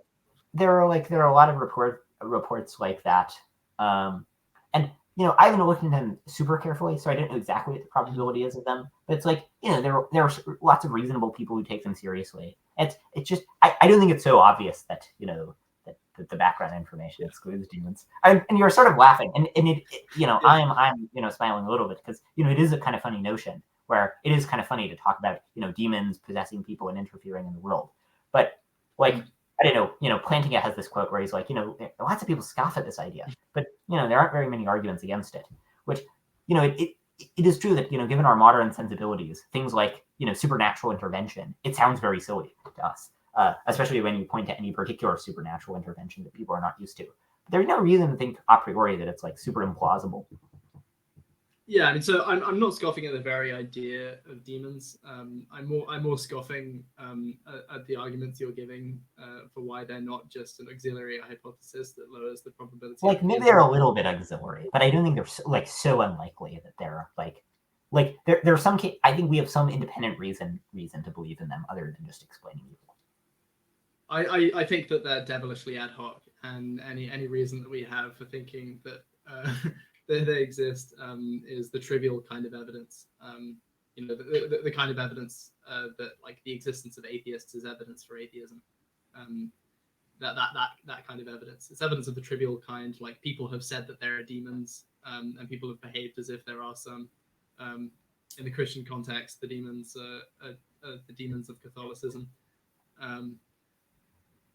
But yeah, so okay, we have a disagreement about how probable it is that there are tiny devils dancing around us and controlling the natural order and influencing Nazi Guard as they march Jews to the Holocaust. I think. So yeah, go on. I mean, that's not quite what I said. My claim is that they would be largely responsible for the broad features of our world, and maybe occasionally they'd intervene in a more direct way, rather than. Yeah.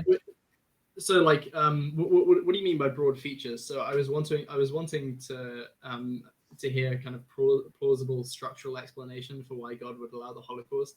And so, I think we agreed that merely the freedom of the prison camp guards and the freedom of Hitler wasn't enough to outweigh the evil of the Holocaust, even from a consequentialist point of view. And so, I didn't actually ask you whether that's what you thought. So, I'll ask you now. Do you think that that's enough, plausibly? So I don't think that just the freedom for a few people to exercise their free will is valuable enough. The question is whether God, intervening to stop this is and overriding people's free will, right? Whether that's sufficiently bad for it to be worth it. It's like, I don't really know, like whether, maybe there's something particularly valuable about, the demons having providence over the world. Maybe there's something particularly valuable about just God having a generic process of non-intervention rather than just intervening in select cases where things get sufficiently egregious or out of hand. Maybe there are ways like, I mean, anyone who, so any plausible, any action that has any significant effects will vastly change procreation decisions. So, if an action changes when people have sex by a little bit, that will totally change the identity of a child. So any action will have effects that ripple out over time, and that will, so like, as a result of this conversation, the population 1,000 years from now will just be totally different from what it would otherwise have been. And so given this just unfathomable ripple effect, even if we ignore the possibility of an eternal afterlife, I think all of this is enough to make it it's very hard to say that some divine intervention would be worth it to prevent seeming instances of gratuitous evil. Where I think when it seems like evils are gratuitous, we're not in a position to know if they're entailed by some other process. There might be lots of processes that we don't know about to entail those evils, or if they are resulting in some very significant like harm. For many of them, there might be greater goods that outweigh that we're not in a position to appreciate. Yeah, right. So a few points. So first, for God to prevent an evil like the Holocaust, he doesn't have to override the free decisions of a vast number of people. So like first, he could just nudge people in the right direction. So he could like use a kind of paternalistic nudge method, and not miraculously intervene right as people were making a morally significant choice. He also wouldn't have to violate anyone's free will at all. So he could have just let Hip drown, and that wouldn't have violated the freedom of anyone. Moreover, wait. Sorry, what was your second point? I don't remember the. Oh, there are various. There as Michael Bergman, I think is his name, has pointed out, there might be various entailment relations between great goods and that we're not aware of. So maybe there's some way in which if God intervened in the world that would like interfere with the beatific vision or something, or would interfere with some good in the afterlife that we just can't conceive of. And just in general, when you only see the first 0% of some puzzle, you're not in a position to guess whether the future is sort of fit together. Yeah. So, another point you made in between those points, I think, was that God might see some great good in having a general non-interventionist policy. But that seems to be contradicted by your earlier claims that God, fairly often intervenes in the natural order to allow for miracles, like Joseph of Cupertino.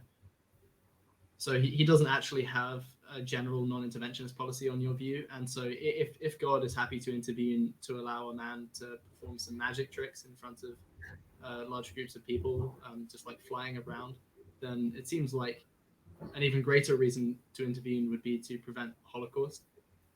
Yeah, so I mean, one thing is you might be like if you buy this argument, then maybe you should just think that Joseph of Cupertino did not in fact fly. But he was witnessed by hundreds of people.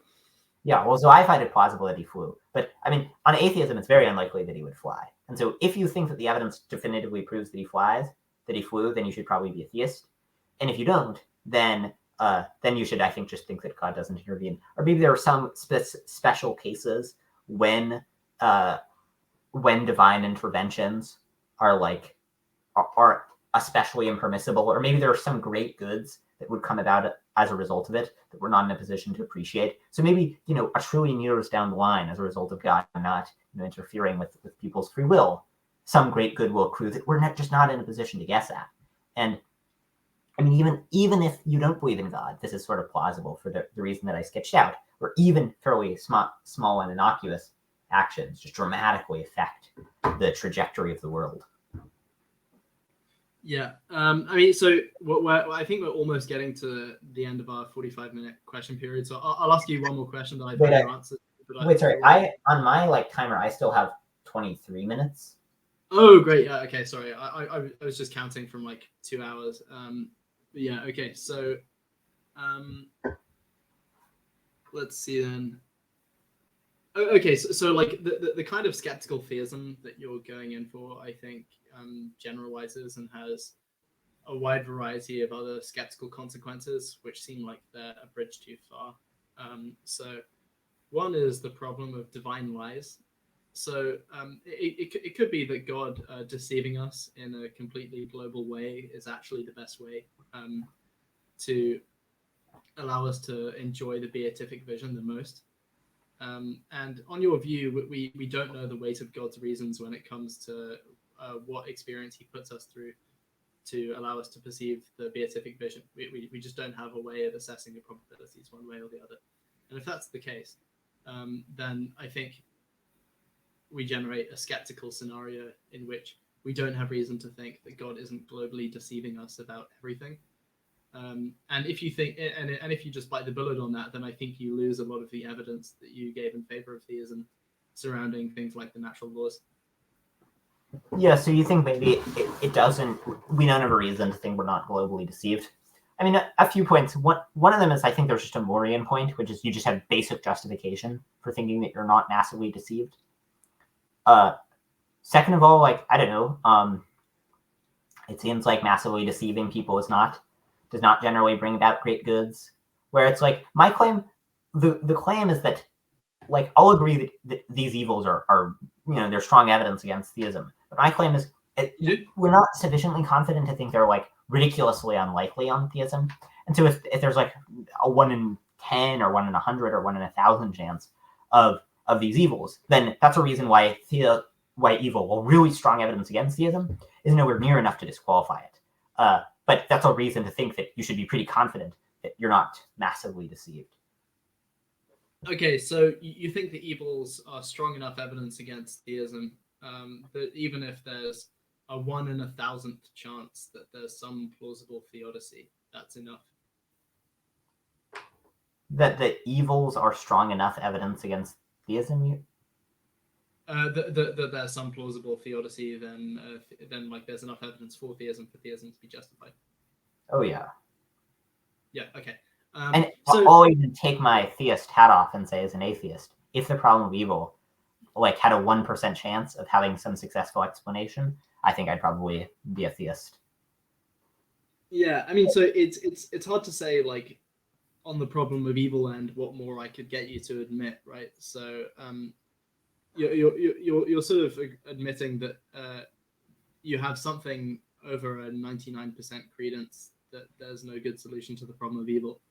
And so what you're offering is essentially just a battery of defenses. There are these possible explanations. Well, I don't know. I don't know if I admitted that. Like, I mean, I don't know exactly what the odds are. Where like, of you being, of like various evils on theism. Where it's like, maybe it's kind of low. You know, sometimes I feel that way where you sort of think about the evils. Other times I kind of think through a lot of these theodicies, especially the one, the blink of an eye theodicy. And it's like, yeah, it does seem kind of plausible that that actually just, you know, it's not especially strong evidence against theism.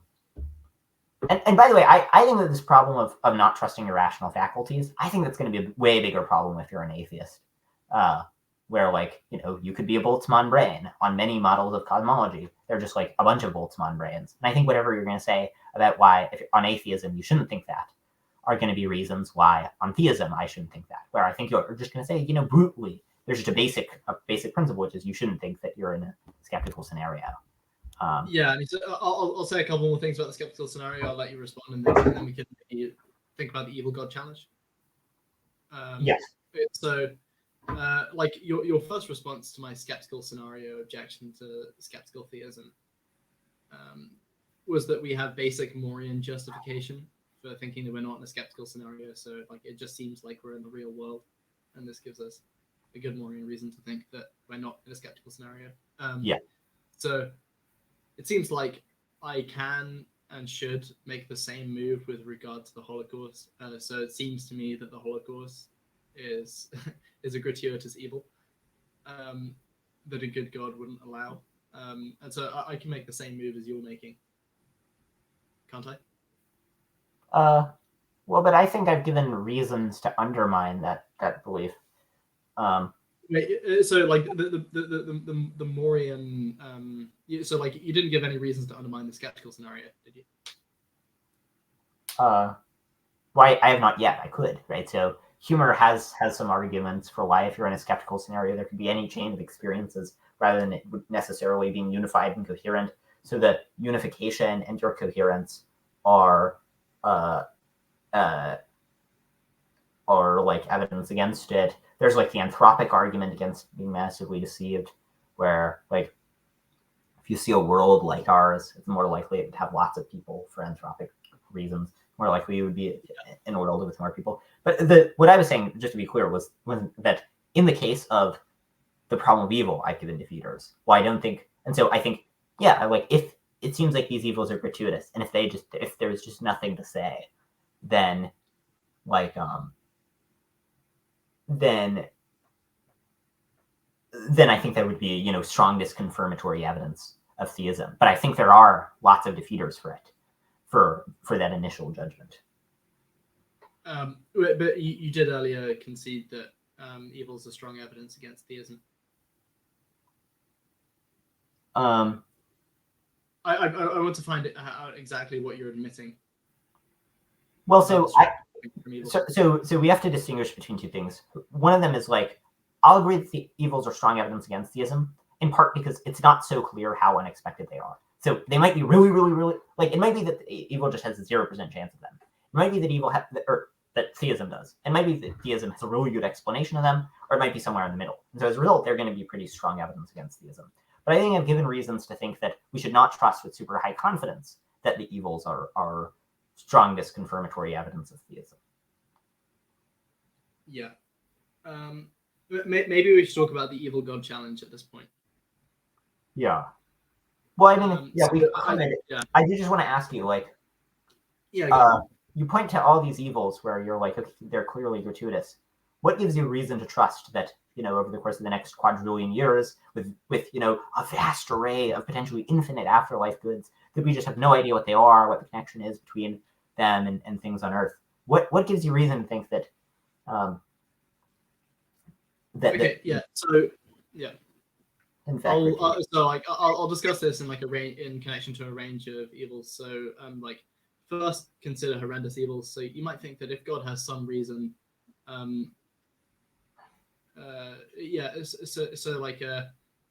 if God has some reason to make it the case that you actually experienced the evils that you think you suffered when preparing you to the beatific vision, then maybe your response would work for horrendous evils. I don't concede that it does. But it's not clear to me that God has any moral reason not to just give people false memories about the past. And on plausible theories of well-being like hedonism, he doesn't. Well, okay, I don't know how plausible hedonism is. Look your shirt. Well, this is a generic utilitarianism shirt. But no, I don't think theism or hedonism is in evidence. And if you're an objectivist theorist, you'll think that other things are valuable. But I wasn't appealing to the beatific vision. I was just saying, like, we have no idea what the afterlife will be like. We have no idea the infinite range of possible goods. It seems like just as you shouldn't trust, just as there are lots of reasons why Magnus Carlsen makes moves that I don't know about, especially if I didn't know all the rules of chess and only could see his first 3 moves, and he was playing a game way more complicated than chess that had, a billion pieces that I didn't know anything about. It seems like then I wouldn't have a reason to trust my judgment that some move was incorrect. Why isn't it the same with our world? It seems like our world is much more complicated than a game of chess, or even the more complicated game I sketched out. And it seems like there's much more that we don't know about it. We don't know all the possible goods. We don't know what the entailment relations between the goods. We don't know what the next, quadrillion years will look like. Yeah, okay. So suppose that you went into a chess fair and you're told that there's a chessboard and an arm that reaches out through a black curtain, and you don't know who's behind it. And on one theory, the chess player is Magnus Carlsen, and on the other theory, it's a drunk person. And those are the only 2 options, and you don't know which. And the arm that reaches out makes blunder after blunder after blunder after blunder.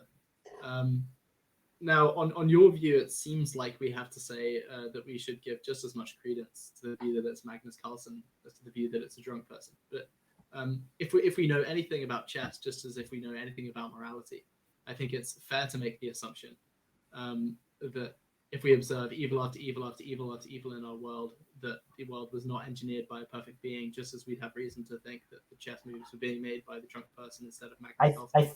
I think there are three crucial disanalogies. First, we have independent reason to think that there is a god, right? So this has to be a really strong reason. So if the guy looked like Magnus Carlsen, if he sort of, was all jacked the way Magnus Carlsen is, and he was, speaking Norwegian, okay, then it would be like, okay, it's more plausible.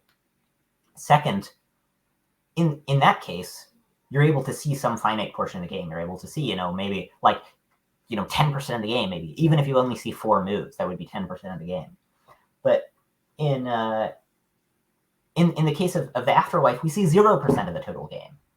And third, we don't know all the pieces, so to speak. There are a huge range of, as Alexander Pruss has pointed out, there are a huge range of possible goods there could be in the afterlife where we have no idea what they are. We certainly don't know the entailment relations between those great goods and the goods on Earth.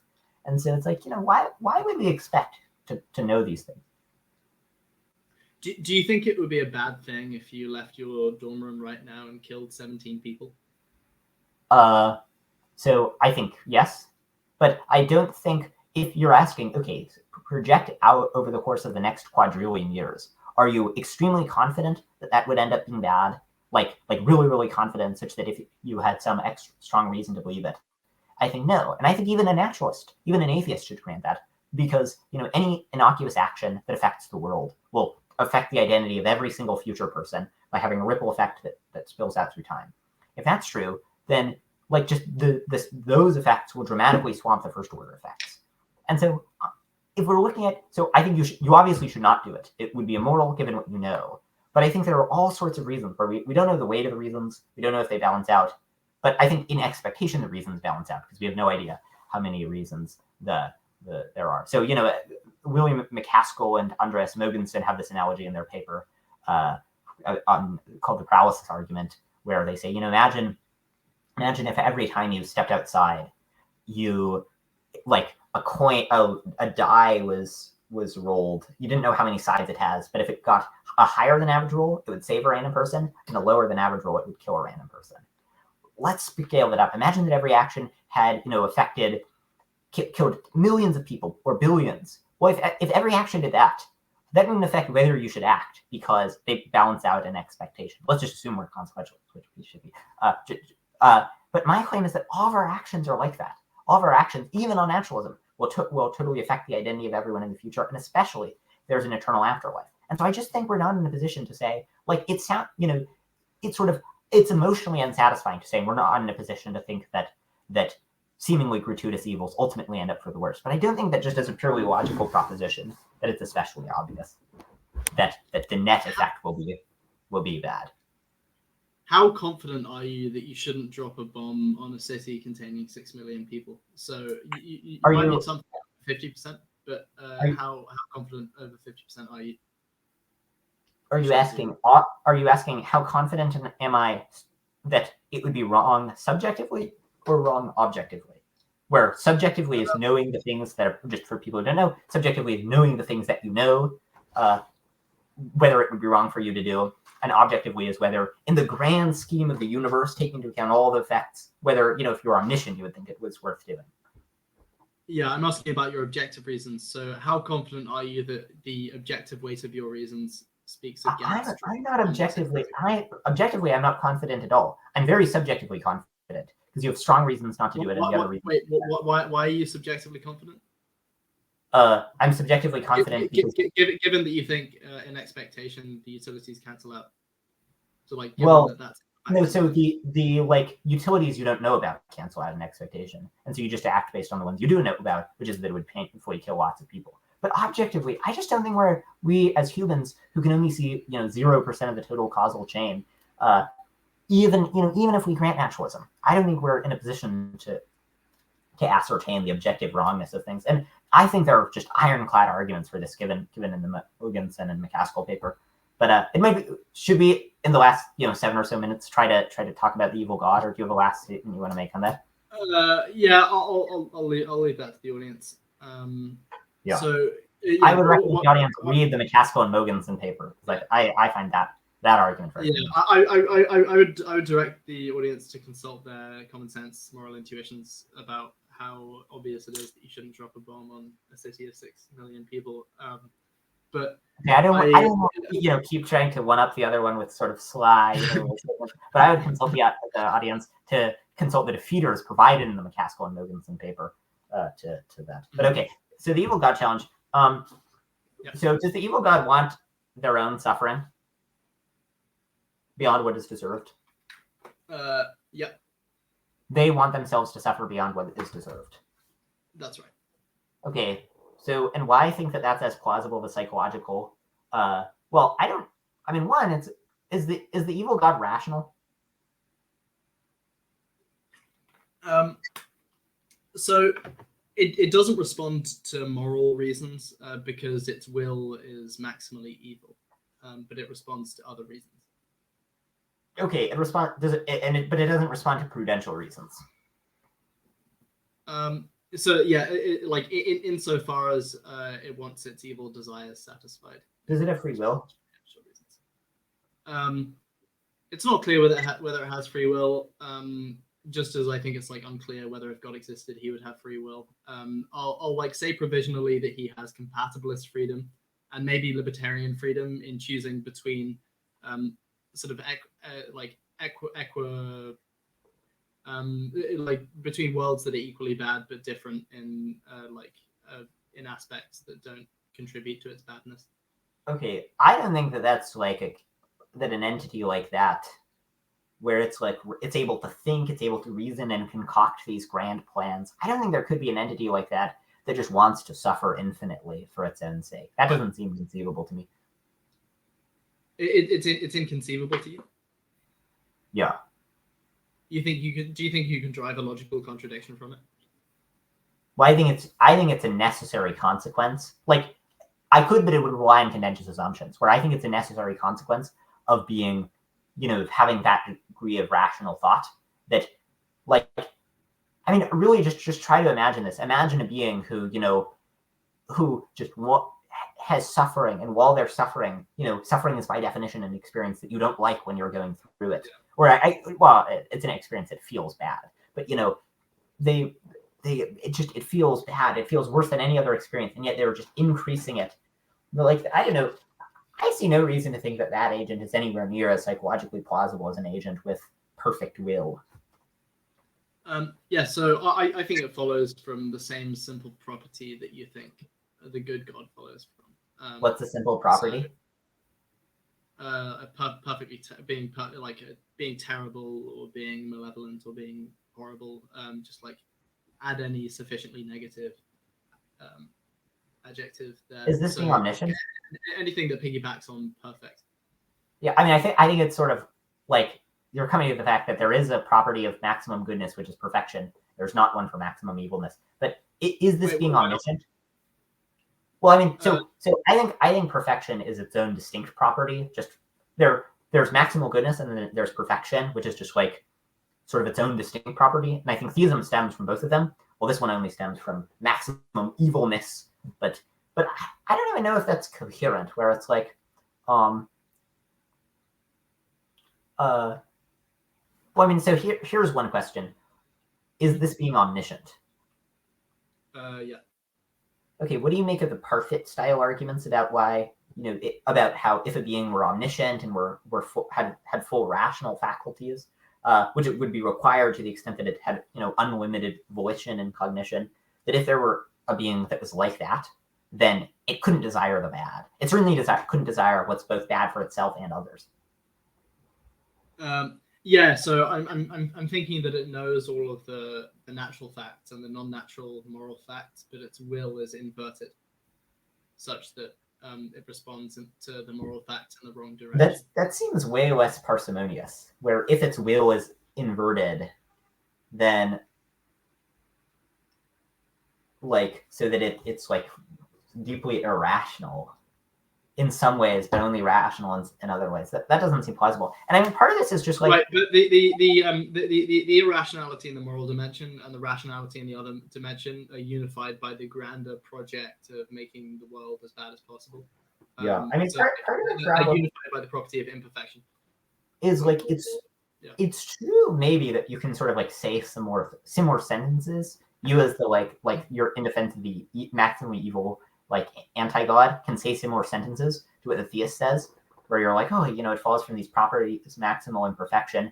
But like, I don't think that makes a good view, where like the anti-hedonist who thinks you should maximize pain and minimize pleasure, they can just say all the same sentences as the hedonist, where they're just like, it's just intuitive that like pain is bad, or that pain is great and that pleasure is bad. But that's just substantively implausible. And my claim is like, I think it's really substantively implausible that a being like this is parsimonious. I think it's very substantively implausible, in particular, that a being like this, has the it lacks arbitrary limits. It seems to have these limits on its rationality and its cognition. It seems to have where there seem to be traits that it has in limited degrees, unlike God. It seems like it doesn't seem at all plausible that like the evils that it results, that the goods that it brings about are in fact more pursuant to an evil end, and it just doesn't strike me as substantively plausible. What do you make of that? Okay, Yeah. Okay. So like a few things. First, on the thought that like some of its traits are limited, and so it's not an unlimited being in the relevant sense, and it has arbitrary limits. There are some capacities which I think we'd consider to be perfections, which the good God doesn't have to the fullest degree. So like one would be freedom. So we don't think we don't think that the good God can choose to sin. Another would be like limits on its emotive capabilities. So like the good God doesn't know what it's like to feel horny from the first person perspective. I, So like I it think it has does. some limits. You think it does? Yeah. Like I think it knows what it's And like. oh yeah, and like not just in the sense of like being kind of omnisubjective and being able to empathize with the feelings of all other humans, but in the sense of knowing what it's like from the first person perspective, like knowing what it's like to think I am God and I am horny. Yeah, I don't know. Like, and I don't know if there is such an experience to know about. But anyways, but okay, that's Yeah, go on. the Okay. 45 minutes. So Yeah, that's fine. yeah, so okay. So I mean, so you bring up modal realism in response to anthropics, and you say this is really plausible. On modal realism, every possible world concretely exists, and so for every world where I don't turn into a lemon 1 second from now, there's one where I do turn into where for every world where the laws of nature continue, there's one where I turn into a lemon 1 second from now, another where I turn into a thing of broccoli, another where I am replaced with a clump of grass, another where the entire world breaks down and becomes total pandemonium. In light of this, on modal realism, why trust induction? Yeah, so I think like to help the audience understand the dialectic, I should like say a few things that you can respond to, and then I'll respond to the things that you say. So like the obvious response is modal realism doesn't have a unique problem of induction. So if you take something like planting as modal actualism, according to which there are abstract objects which represent all of the possible worlds, there's like an infinite array of abstract representations of possible worlds in which like I turn into a lemon a second from now, and so like given that like you turning into a lemon 1 second from now is an unobserved instance of something happening, like we don't know from the first person perspective which of the worlds is actualized. So how do you respond? So why not? Modal realism doesn't have a unique inductive skepticism. What? But that just seems to assume that all the worlds are equally likely to be actual. But if we don't think that, which we shouldn't, we should think simpler worlds are more likely to be actual. Then, why does that problem apply generally? Yeah. So, like, can you give an account of why the simpler worlds are more likely to be actual? And also like on top of that, why the simpler worlds obey a kind of like set of uniform laws. Okay. So it would be a more like quantitatively simple world if a second from now everything stopped existing, because then no new things would come into being, and so in that sense it would be a simpler world. So I think you met a few points. The first one and the most important one is I think these are questions that can be easily addressed, but it's very clear that modal realism cannot address it, right? So if you think that there's a solution, the solution that whatever solution you're going to give to these puzzles is not something that can be co-opted by modal realism, because it can't say that certain of the worlds that contain being like you are more likely to be concrete, because it says they're all concrete. But second of all, I think it's just brute. Like there are some things that just are the case that don't have a deeper explanation, like that simplicity is a virtue. I think you could give arguments for this where if you deny it, it ends up compromising induction, and it results in just it just seems like most of the ways reality can be, it seems like they're not, and so it would be weird and so as a result, just if you commit to more things, that will lower the probability of your hypothesis, and it wouldn't be simpler for the world for me to become a lemon 1 second from now, because my properties all stem from fairly simple laws, well, I think they all stem from one fundamental thing named God. But even if you deny that, all the things in the world stem from some fundamental and fairly simple physical and psychophysical laws. And so if that's true, then it explains why you should think that simpler worlds are more likely. And if you don't think that's true, well, then you should just think that only theism can secure induction. There's a plausible reason why on theism induction would be reliable, and no equally plausible candidate on naturalism.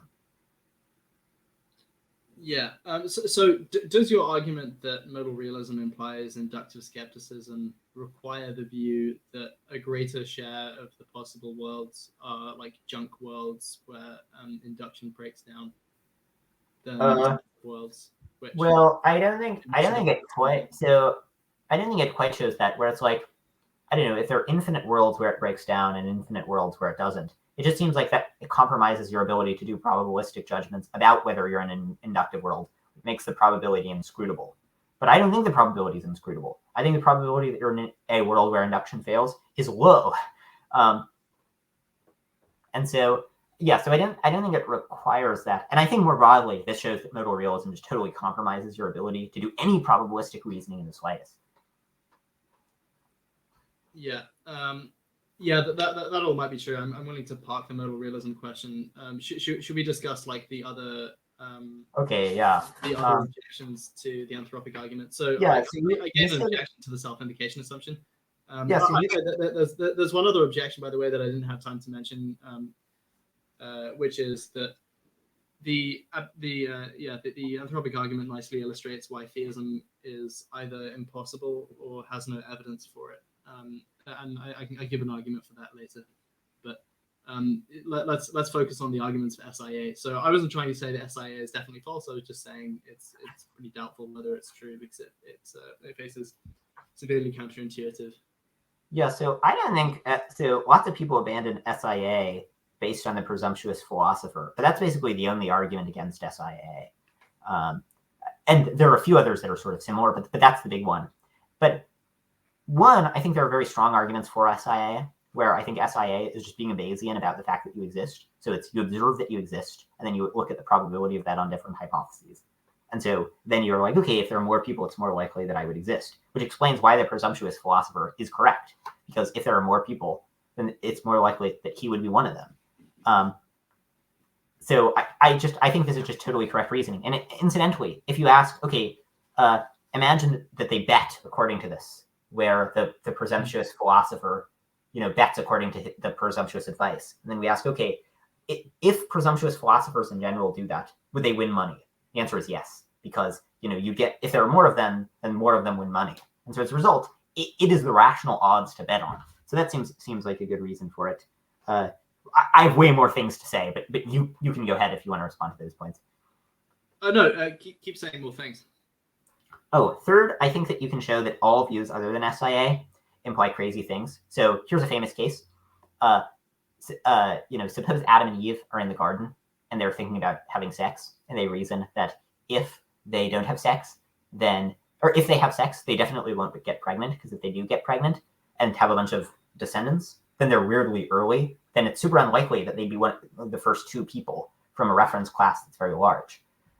It seems like this is a bad inference, and it seems especially like this is a bad inference if they are like, okay, we'll have sex, which would definitely result in procreation, unless a deer drops dead at our feet. It seems like they wouldn't have reason to think that the deer would drop dead at their feet. And yet, if you deny SIA, this is just a totally straightforward example of Bayesian reasoning, where if there are more people, then it's likelier that the people that exist, if you think that more people make it more likely that you would exist, then having there be more people ends up, it's weird that you're so early, but it's likelier that you would exist, so the probabilities cancel out.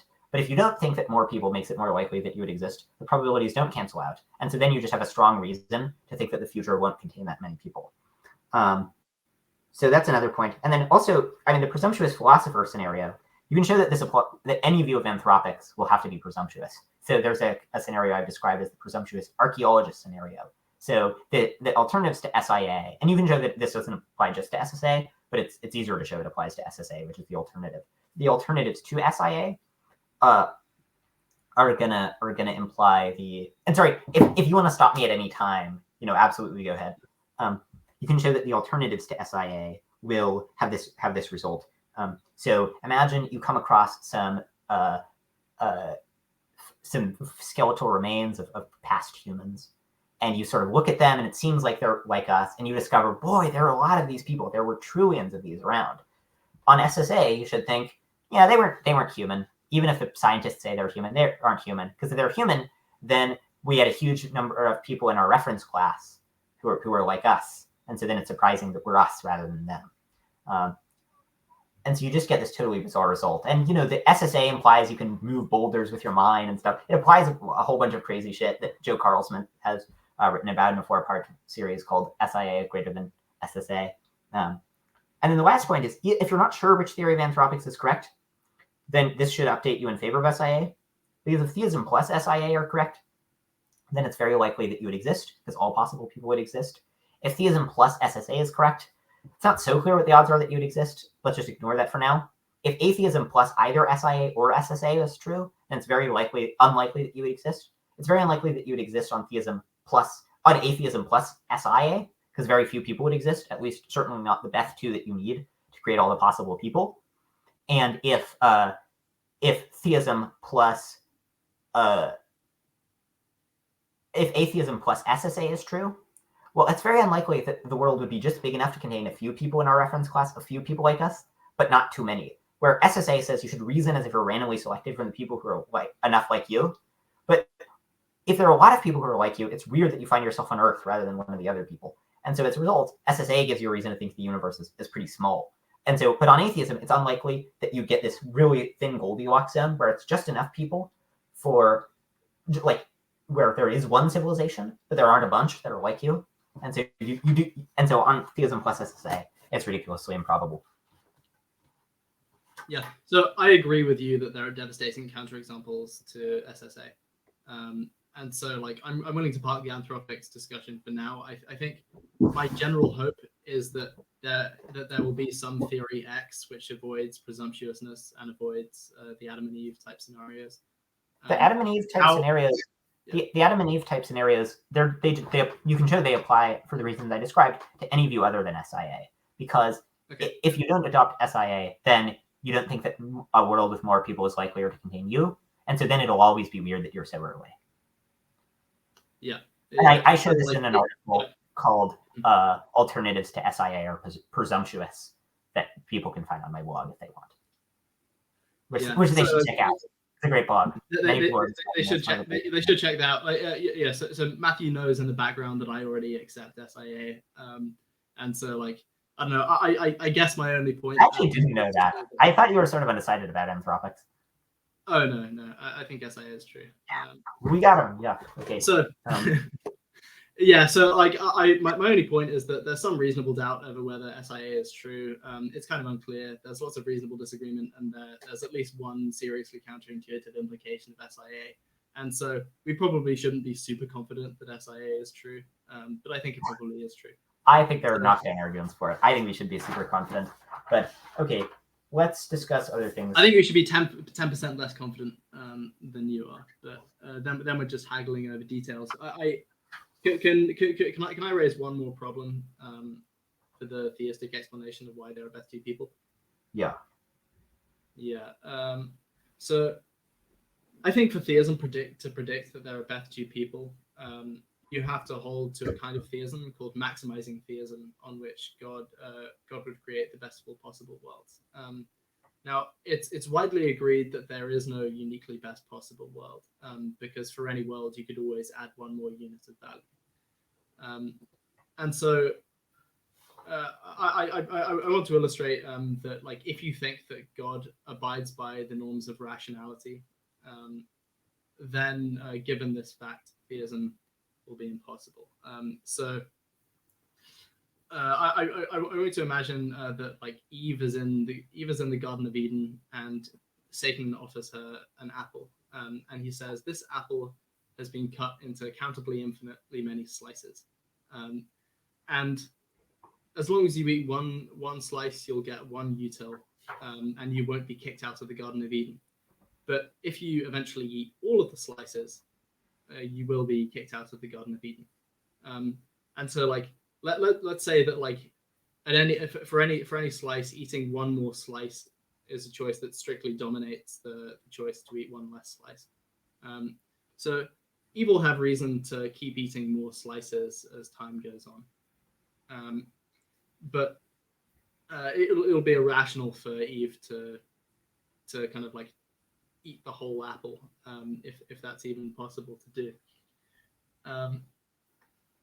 And so, like, you can think of the principle this way: like, for any given slice, failing to eat one more slice is rationally impermissible. And I think this will be true in the case of God. So, for any given world he could create, no matter how many people, failing to add one more person is going to be rationally impermissible. But since God can't create the best of all possible worlds, there's no uniquely best possible world. There's no like intrinsic maximum on the number of people God could create. Any choice he makes is going to be rationally impermissible. And I think the only way you can escape this is to deny that God is bound by the requirements of rationality, both like his moral reasons and other reasons. But if you deny that, then you lose all of Matthew's evidence for theism, because they all relied on the claim that God has various reasons, such as moral reasons, to promote things like psychophysical harmony, nonological harmony. So, why not think that? So, I think there are souls, and I think that there's a limit to how many souls. Well, it's not a finite limit; it's an uncountably infinite limit. But God would make all the souls, and then he would give all the people whose souls he's made maximally good lives. On an account like that. And I think there are independent reasons to think that the soul theory is correct. On an account like that, why think that God could always add more people? Rather than it just seems intuitively obvious that for any amount of souls, God could create one more soul.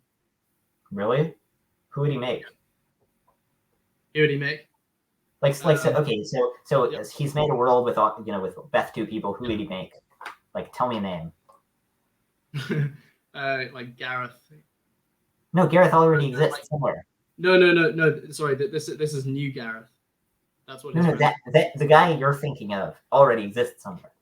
Like, I mean, I don't see a reason to think that there couldn't be a limit of all possible people. And not new Gareth. Only the Gareth that God has just created satisfies the description of new Gareth. So like old Gareth does not satisfy that description.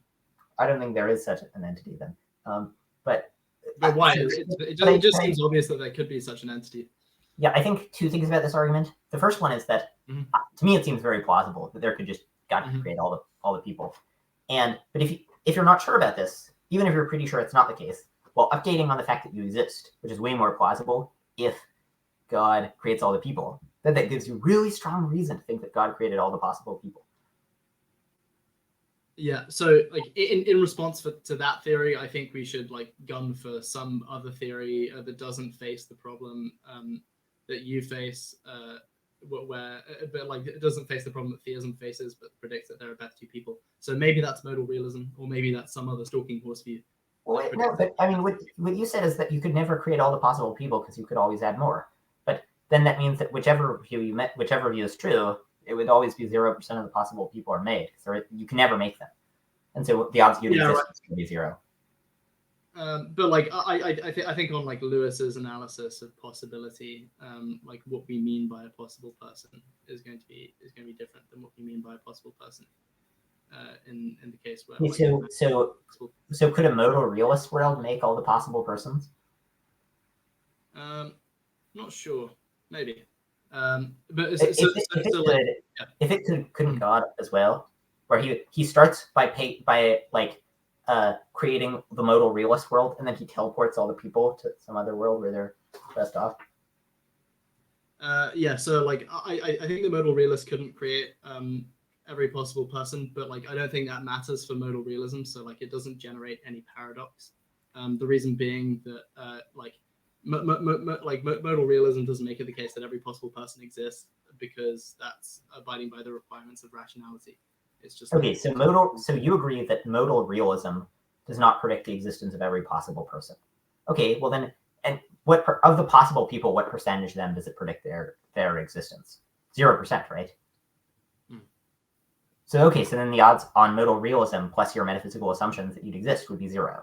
And so then you update on a theory. So you just update in favor of theories on which all possible people are made. Yeah. So like I think like once we end up in this doom loop of like impossible theories, of like sacrificing possible theories for impossible ones, and we have to like hold out the hope that somehow we can have a theory on which every possible person is created. That gives us good reason on the back end to go back and deny one of the earlier assumptions. So I'm making like a backwards-looking argument against SIA. So like we've arrived at crazy consequences. Give us a reason to abandon SIA. Well, as I argued before, like every view. So I think there are knockdown arguments for SIA. As I argued before, even if you're not sure about SIA, these arguments give you a massive update in favor of SIA. And so they make it so that if SIA is true, the odds you'd exist would be almost 0. But okay, but yeah, so I guess if you think that this is reason to reject SIA, okay, maybe. But I think there are good arguments for SIA. You seem to agree that there are good arguments for SIA, and not good arguments against SIA. Yeah, so like it seems to me that there are good arguments for SIA, but like they all like revolve around the counterintuitive implications of the alternatives. But you know, this result to me is just like an impossible. Yeah, maybe this is some SIA, but okay. You talk about how being infinite, you talk about axiarchism as a solution to nomological harmony. So you say the reason why the laws are paired is because of axiarchism. Explain it to me simply. What are the fundamental axiarchist rules? Like I understand some mechanism exists for making good things happen. What is that mechanism? Do all the good things happen, or just some of them? Are there some fundamental laws that make the good things happen? So like to make it simpler, I'm happy to just posit one, which is like the best world will exist. And this will result in the same paradox that I outlined for theism. But like insofar as you don't think that's a paradox for theism, you need a reason to prefer theism to axiarchism. So like it's just a principle which entails the resulting best possible world. Why wouldn't the best world have God? Yes. So I think it wouldn't for a couple of reasons. So on one conception of God, God is by definition a necessary being. Like I think probably a principle like axiarchism couldn't entail a necessary being. So like a necessary okay. Yeah, well, I don't think God is necessary. If you put that aside, yeah, right. So I'm thinking, okay, so like, what if you take the Swinburne view that God is a contingent being? What then? I think, given the view I just outlined, I'm committed to arguing that on the whole, God's existence would be bad, even if you're a contingent being. And so I can make a couple of arguments for this. Wait, okay, you can, but like, do you actually believe this? Yeah, I believe this to the bottom of my heart. Okay. I mean, I feel like the point in our cross-examination when you asked me about demons, where like I was saying things that seemed a little silly. Now I thought those were plausible, but okay. But anyway, yeah, go ahead. Look. I have very plausible arguments for why a contingent God's existence would be bad on balance. So I want to make some concessions first. There are some facts about God's existence that would be good. So like one is the fact that like God is either intrinsically good or contains lots of intrinsic goodness by way of pleasure and other good mental states. So like that's one good thing about theism. Other good things that people associate with theism are like it predicts various things like about the world. It predicts psychophysical harmony. It predicts nomological harmony. Blah blah blah. But like all of that is already covered by axiarchism. And so like anything that you think that it would be good for theism to do to the world, axiarchism can give you too. So like if you had independent reason to think that the various goods that you attach to theism were good, axiarchism gets you those goods as well. But now I need to give an argument for why like theism entails some bad that would outweigh the sort of little bit of good it gets from like all of the intrinsic goodness contained within God or associated with God's nature. How do I do that? With my very brilliant argument from domination. So there's a venerable tradition in political philosophy known as the Republican theory of freedom. The Republican theory of freedom says that people are problematically unfree insofar as their actions are could be like unaccountably interfered with by the will of another. So like to give an example to make this intuitive, a classic case is that of the benevolent slave owner. So the benevolent slave owner owns a slave in the institutional sense, but allows the slave to live as a free man, even though he owns the slave legally. So like the slave is free along one dimension. The slave can make choices that other slaves in his society can't because the slave owner is benevolent. But the slave still intuitively seems problematically unfree, because at any moment the slave owner could interfere with the slave's freedom. And if God exists, God is all powerful, right? And so at any moment, God could interfere with our freedom in a way that for us would be bad. And so, and so this is a reason to think that theism on the whole is bad, because it compromises our freedom in this way. So so I agree that if both sides know that one is in a position of domination against the other, that would be bad. But if just one of the sides is perfectly good, so they'll never unjustly exercise domination, and the other person does not know, and to the extent that they know, they don't find it objectionable, because they know that the other person would only use their power in a way that would be good, then that doesn't seem like a problematic form of domination. It certainly doesn't seem like an infinitely problematic form of domination to outweigh the infinite goodness of pure, unlimited perfection itself existing and being embodied. Okay, so like first of all, if it's even slightly bad, if you're right that there are an infinite number of people, then like for every person whose life it makes worse, will like add up to an infinite bad. So that's the first point. Your second point, which was a good one, is like, okay, so God is good, so he'll never actually compromise people's freedom for unjust ends. And maybe that's necessarily true because of God's nature. So I think there are still ways in which God's ability to interfere with our freedom in ways that are good, or like good from a consequentialistic point of view, would still make people problematically unfree. So like return to the example of the slave. There are decisions that the slave owner could make for the slave's own benefit. That the slave owner could like implement by compromising the slave's freedom. Well, it's not that they would like just do it whatever they could do to that if it would benefit the like, it's not like God will just intervene whenever it would benefit us in the long term, but he would only intervene if he has a morally sufficient reason for doing so. And so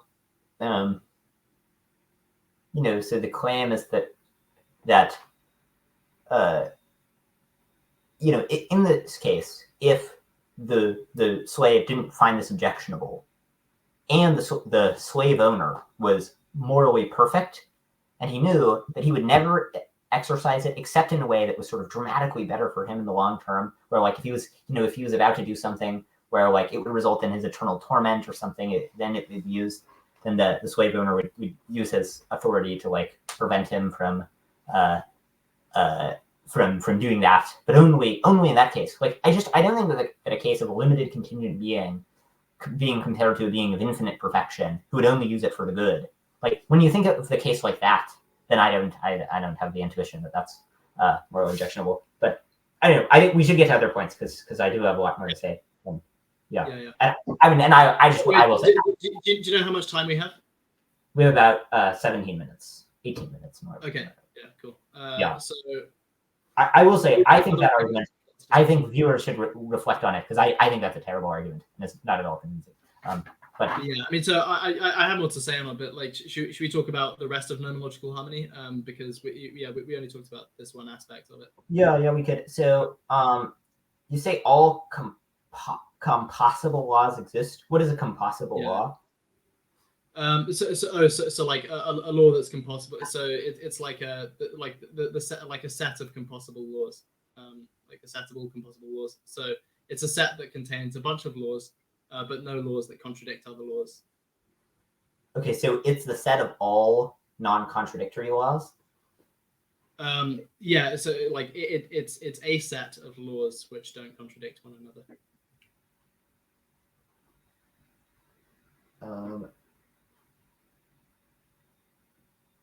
Okay. So, I mean, one worry is that if, I mean, I don't know what it would mean for there to be two laws. So I mean, it seems like this would undermine induction, right? So imagine you have laws that say, things exert some force in some direction, and then you have some other law that results in them exerting a force in some other direction only when you get more complicated arrangements, and another law when you get other arrangements. It seems like there would be a unique law that results in greater force for every particular combination of things, which would mean that for every possible, arrangement of stuff, you could get another law that arranges it in different ways. And so that would result in a huge number of Boltzmann brains. Or for the same reason that modal realism undermines induction, so too would positing all the composable laws undermine induction. Yeah, I mean, so like you can think that maybe the set just contains like each law that consistently governs like a certain type of object or like a certain type of matter. And then like if it, like so for like each particle that exists, there's a law that corresponds to it, and that's the only law that corresponds to it. That seems like a kind of arbitrary limit where it's like just one law for each type of matter. Like why that? I mean, I don't know if there is a coherent set of all possible laws. It seems especially odd that like you would have. Why is that no coherent set? I mean, like you could make a coherent set and it could be infinitely big. I think so. You could like always add one more, right? Mm-hmm. Where you could always, so any law that governs the behavior of something in some way, you could add one law, a new law that governs the behavior of stuff in the opposite way from all the previous laws. Right, but the law you add could also just like govern a new piece of matter. So take all of the infinite. No, but I don't think that. But I'm saying you could add a new law that has the opposite effect on every time scale as all the laws governing the old piece of matter. Yeah, so I think I have a principled reason why the set of laws wouldn't contain laws like that, which would be that you could derive modal contradictions from the set. Yeah, okay. Well, okay, yeah. So maybe there is a set of all composable laws. And so like that then like why isn't this kind of like weird and crazy and unparsimonious? Well, like it has the same parsimony that you think attaches to God's infinity, right? So like it's infinitely big. Yeah, I mean, I do think there's like something to be said for it, but I mean, one problem is if you use that as your solution to this, then this shoots you in the foot with trying to explain other things. Where, I mean, so first is that so to try to explain the psychophysical laws, it's like so on most readings, the laws will be like, these things do this under this circumstance, so that the other laws aren't contradictory. But then you don't get the possibility of psychophysical laws interfering. Or of like, the universe has multiple laws. It's not clear how that works. Or how you get exercism. Wait. So could you explain the problem with the psychophysical laws again? I'm not sure I understood it. I think you suggest that like you can't have laws that do opposite things that result in a contradiction.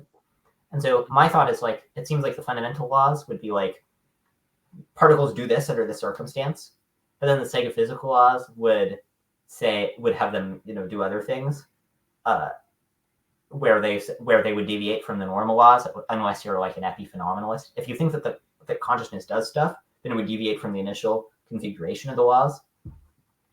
And so as a result of that, you would get contradictory laws. And if you don't say that the laws are specified that way, then you just get the possibility of a huge range of changes in the laws.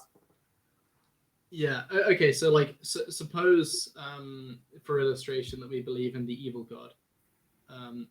So like, it might be that the psychophysical laws are such that they govern like relations between God's actions and like qualia, right? So like God's contingent actions would be factored into the laws. So like if God decides on one set of psychophysical laws, the law governs that relation.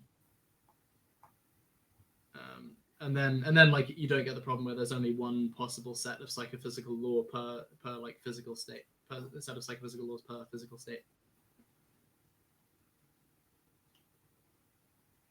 Well, I'm not sure if I understood that solution. Because there's a third factor. So it's like I take it that your objection was that like this view would imply that for like any brain state there was only one set of psychophysical laws. There's only one set of psychophysical laws that could supervene on it.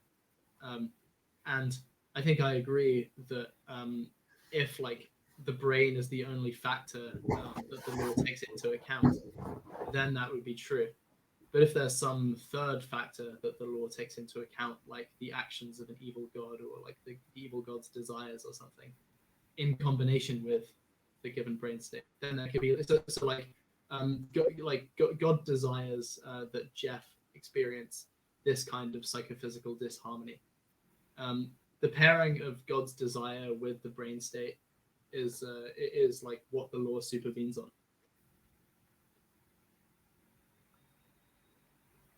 Yeah, well, but then you could have pairings. Then you could have way more laws where it's like the law would supervene on. You could have laws that supervene on particular arrangements of matter, and the other stuff, and so then you would get the vast majority of them being counter-inductive or non-inductive. Yeah. So like maybe that's. Well, I'm not sure that's an implication. Can you explain again why that's an implication? Well, that's an implication because it means that for any for any like possible arrangement of stuff, you can have new laws that govern that.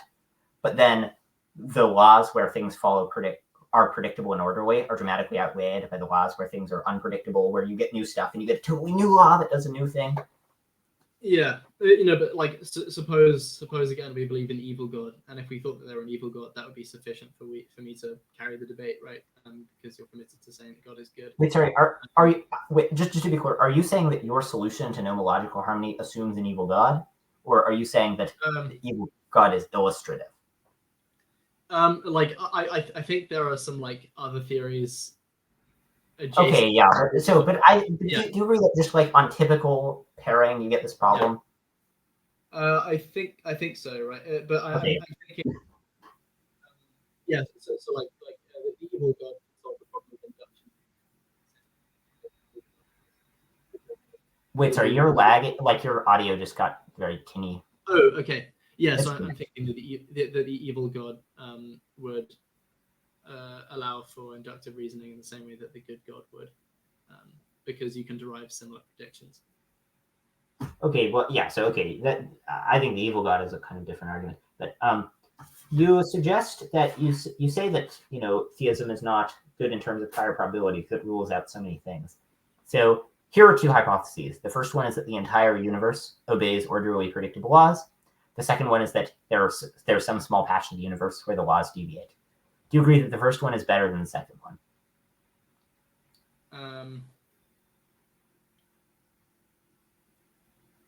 So yeah, intuitively it is, but I don't have an account of why that's the case. I have an account of why that's the case. It's that it is simple. It is, even though it rules out more, it's much simpler for it to be that way, and it has fewer arbitrary limits. Where it's like, if this patch deviates, it's like why that patch as opposed to some other? Why does it follow these laws? But I think the same thing is true of God, where it's like why like this limit? Why it has some power and some goodness? Why that to this degree? It's very simple because it follows from one direction. The point is that I think what this case establishes is that lacking arbitrary limits and being simple, and we can argue about whether theism is that way. That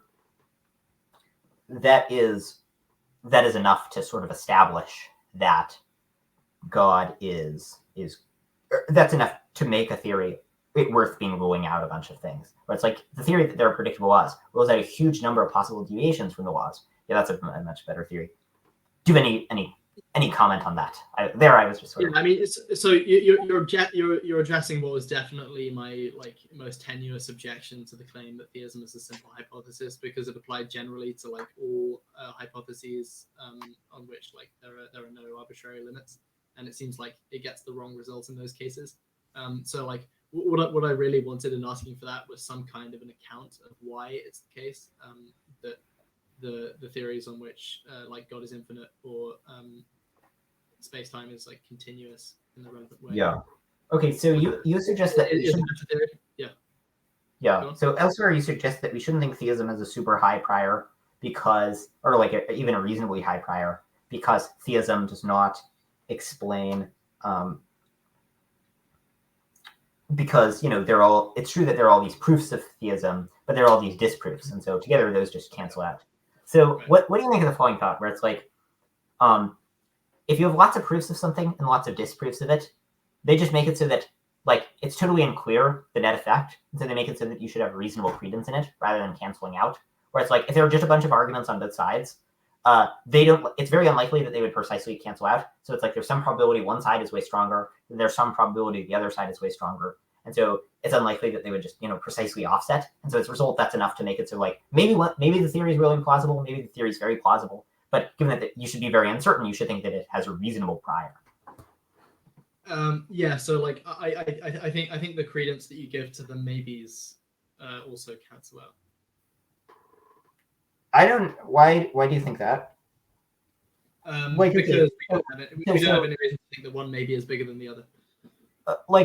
So suppose that you have some theory, and it starts out with, and the theory is that something is the case, and it starts out with a prior probability of 0.001%, and then a bunch of geniuses like Alexander Proust and Josh Rasmussen come up with a bunch of arguments for it. Some other people come up with arguments against it.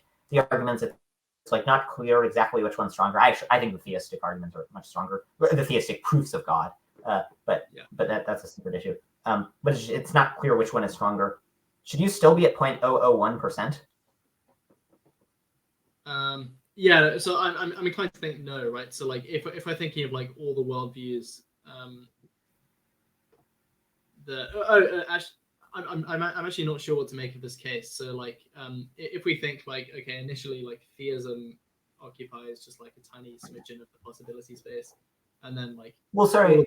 atheist, I don't mean to cut you off, but I don't think I explained the scenario right. So there are two possibilities. The first possibility is that the scenario is like it's just established contingently, where it's not a necessary feature of logic, but it's not a impossible feature of logic. It's just like it could be the case, and then and so it starts out as 0.001% of the probability space if it just happens to be randomly the case. And then a bunch of people come along and they say, we think we can prove that this is necessarily the case. And other people say they think they can necessarily prove that it's not the case. And they think that these things cancel out. And so my claim is like, you should be kind of uncertain about that. But if you're uncertain about that, you don't get you're not like, well, we just totally ignore this.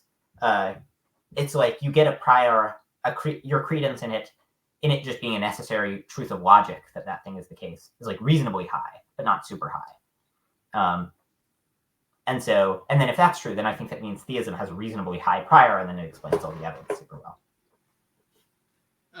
Yeah, so like I agree that it increases the prior, but I think that if you take like any atheistic theory and you put it beside theism and you exclude all of the other theories and you just say like these are my contenders in the race, and the higher order evidence gives you of like the various proofs of theism, puts theism like 1 meter ahead in the race. The a priori disproofs of theism put the atheistic hypothesis at the same level. And so it doesn't give you an advantage over my favorite atheistic theories. I don't think there are logical proofs of your favorite atheistic theories where they're generally thought to be contingent rather than a necessary consequence of logic. Yeah. So like I'm thinking like a necessary consequence of the atheistic theories is that theism doesn't exist. Is that God doesn't exist. Okay. That's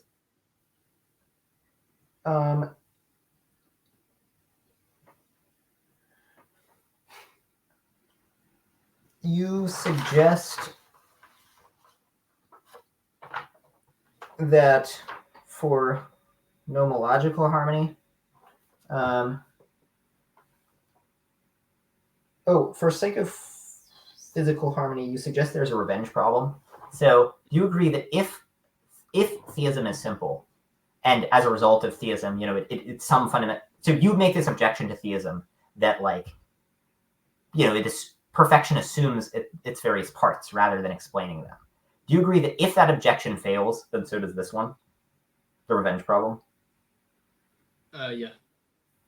Okay. Yeah. So I think it seems like the revenge problem is just double counting this objection, because if it's true that theism depends on its constituent parts, then it's really implausible. So it seems like recounting the revenge problem is just double counting. Yeah, but like it was important to double count it for presentational reasons, because like I need to show how it applies specifically to different arguments.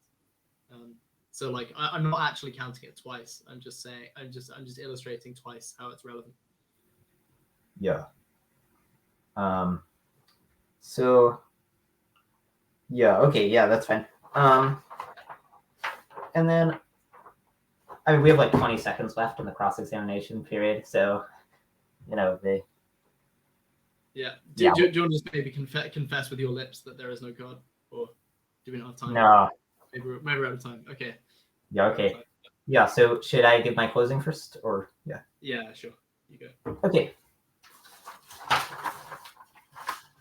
All right. So, thanks, Amos. I think this has been, a really enlightening dialogue. I just want to focus on a few points. First is the prior probability of theism. So this is how likely it is before you count up the evidence. I think theism is really plausible before you count up the evidence, where there are lots of things that might be proofs of it. It's very simple, where it all follows from one fundamental property of perfection. Like lots of people throughout history have regarded it as just super plausible, where it just sort of seems intuitively like the way fundamental reality could be. And it doesn't have any arbitrary limits. So, it's not like why is there this amount of particles as opposed to some other amount? It posits there's just unlimited perfection, and that's all there is. That seems like a really good theory. And that's what theism says is fundamental. Now, I think most of the things, that Amos talked about, we addressed in the cross-examination period. The one thing I do want to address is Amos's claim that perfection assumes rather than explaining the attributes. I don't think that's true.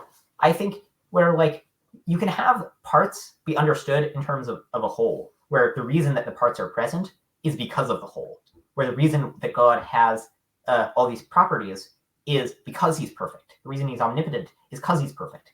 And omnipotence, omniscience, and omnibenevolence fall from it. What really there is, and I sketched out a deeper account of this in an article I wrote today. What really there is there's a fundamental property of God's essence, which is unlimited perfection. And then from this, other properties sort of emanate out. They emerge from it the same way that at the most fundamental level in the physical world, they're just atoms bopping around.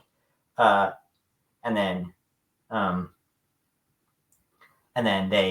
they from this, other things like cars and trees and stuff emerge.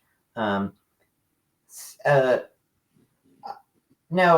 I think it's worth noting that, while we didn't get to address all the evidence, and no doubt if we had had more time to address it, Amos would have addressed more. Just like there was lots of evidence that I think theism explains that Amos didn't have time to get to. Where it's like theism explains why stuff exists, why it follows these interesting laws that result in it doing interesting things, unlike the vast majority of possible laws, why the constants are finely tuned, why there are psychophysical laws, and so on, why there's moral knowledge. It's like, I think theism is a really good explanation of this. And so this is what makes theism appealing as a theory, where it starts out where, like, it might just be a necessary truth of logic, where there are all sorts of proofs of it.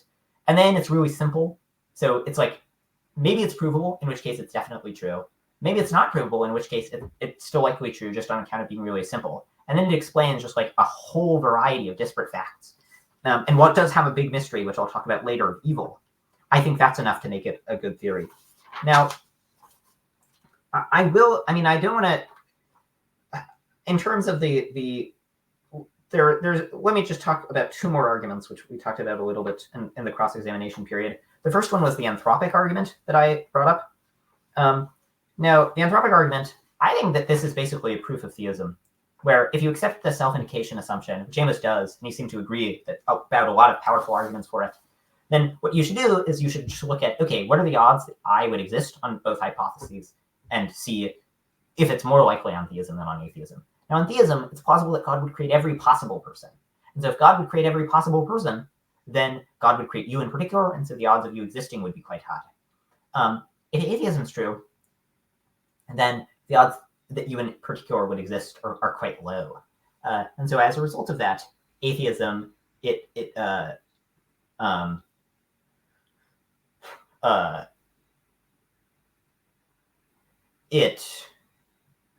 this is just incomprehensibly strong evidence for theism, where it's so much more likely that you would exist on theism than on atheism. So I think that's very convincing evidence. Another piece of and Amos brought up objections in his speech, but he basically seemed to, over the course of the cross-examination period, agree that none of them worked. So, I won't repeat why they don't work, but I think Amos and I agree. We are writing a paper on this after all, so it's no surprise that we like the argument. The next is psychophysical harmony. So that's about the harmonious pairing between the physical and the mental. That when you think I'd like my arm to go up, your arm goes up. That your internal map of reality roughly matches the way reality is. Reality, the physical and the mental, could be paired in a huge number of ways that would result in radical disharmony. Amos suggests that there's a revenge problem, but this isn't so if you accept what I've said before, which is that theism predicts the other things from more fundamental properties, where there's fundamentally perfection, and then from this other things emanate out as consequences of perfection, rather than as the things that explain why there's perfection. Now, next Amos suggests that axiarchism is the case, where axiarchism says that just, all the good stuff happens. But I think if all the good stuff happens, then there would be a God, because, then a God would exist. It's good for God to exist. And we talked a little bit about the Republican theory and whether it would be fortunate that God exists. But note that, Amos has said there can be lots of alternatives to naturalism. But in order to explain the incalculably improbable evidence of psychophysical harmony, of the anthropic stuff, about the fact that you in particular exist, you have to think that it's a huge coincidence that if you're a naturalist, these are both huge coincidences, especially psychophysical harmony, when you're like all possible sets of psychophysical laws. In fact, 100% of them, as I described, where there are infinitely more of the disharmonious laws than the harmonious laws. The odds that we would just get a harmonious ones by chance are like ridiculously low. And same thing with the anthropic stuff. The odds, if there are only a few billion, or even Aleph null people, the odds you'd exist by chance are zero. And so if that's true, then I think that then theism is much better than naturalism. Now, the only alternative that Amos has given to naturalism is axiarchism, which says that all the good things happen. Well, so if you think God's existence is good, and you think that zero probability events are unlikely, then that's enough to be a theist, right? Whether that's enough to rule out the alternatives to theism that Amos has given. And I mean, it does seem like just positing just perfection rather than positing that every possible good thing happens without some deeper underlying property. Positing just pure underlying perfection congealed into one being is a better theory than positing axiarchism. In particular, like, it seems more parsimonious, and it seems like a better explanation of why they might allow evil if you think that the beatific vision theodicy I've given is plausible. That can only work on that account. So I think there for this reason, there are just a lot of reasons to be a theist, where it's like theism explains why there's psychophysical harmony, why consciousness exists at all, why you exist, why there's moral knowledge. There are just a lot of different facts that are explainable by theism. And it's with that in mind that I think we should turn to the problem of evil. Now, I agree that evil is a real puzzle, and evil is evidence against theism. It's very surprising that there's so much evil on theism. But I think there are a few points that make it not terribly improbable. The first one is what I described earlier, that we're just not in a position to know. So I gave the analogy of, imagine you're playing a game, and you don't know all the rules to the game, and you don't know all the pieces, but you have really good evidence that you're playing against the best player of the game in the world. And he is making moves that seem foolish, but you only see the first 0% of the game, and you don't know all the possible pieces that will be unlocked later. Well, it seems like you're not in a good position to say, on the basis of that being does not exist. And I think that a similar thing is true about theism, where the evils, they seem surprising, but we're not in a position to know if the evils of this world are ultimately end up for the worst, or ultimately are produced by some process that ends up for the best.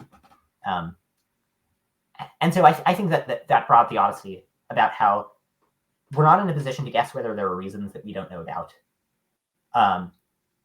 That, you know, I've been wrong before. Often there are things that we don't know about. I think that brought the Odyssey is very plausible, especially because I gave 7 or so specific instances of ways that the evils of this world could be valuable by bringing people together, by strengthening people's bonds, by giving them the opportunity to tell valuable stories, by affecting the choices that they freely make in a very long time, and so on. Now, second of all, I gave the theodicy about the beatific vision. It may be that having us suffer a lot helps draw us closer to God, and God couldn't originally give us the beatific vision because that would shatter our identity for the reasons that I described before. I think all of this is plausible enough that it makes it so that you shouldn't think that the evil is a knockdown argument against God. And then I think that all the considerations in favor of the existence of God make a very strong case for atheism. You know, I think so. Alexander Proust has given this argument where he says, you know, lots of people deny evolution on the grounds where they say, you know, look at they'll point to a particular feature and say, why would evolution result in this? For some of them, it's hard to think of one off the top of your head. But in the case of evolution, we have very strong reason to believe it because there are lots of features it explains well. And if evolution were true, it's not terribly unlikely that there would be some features where you couldn't immediately come up with an explanation.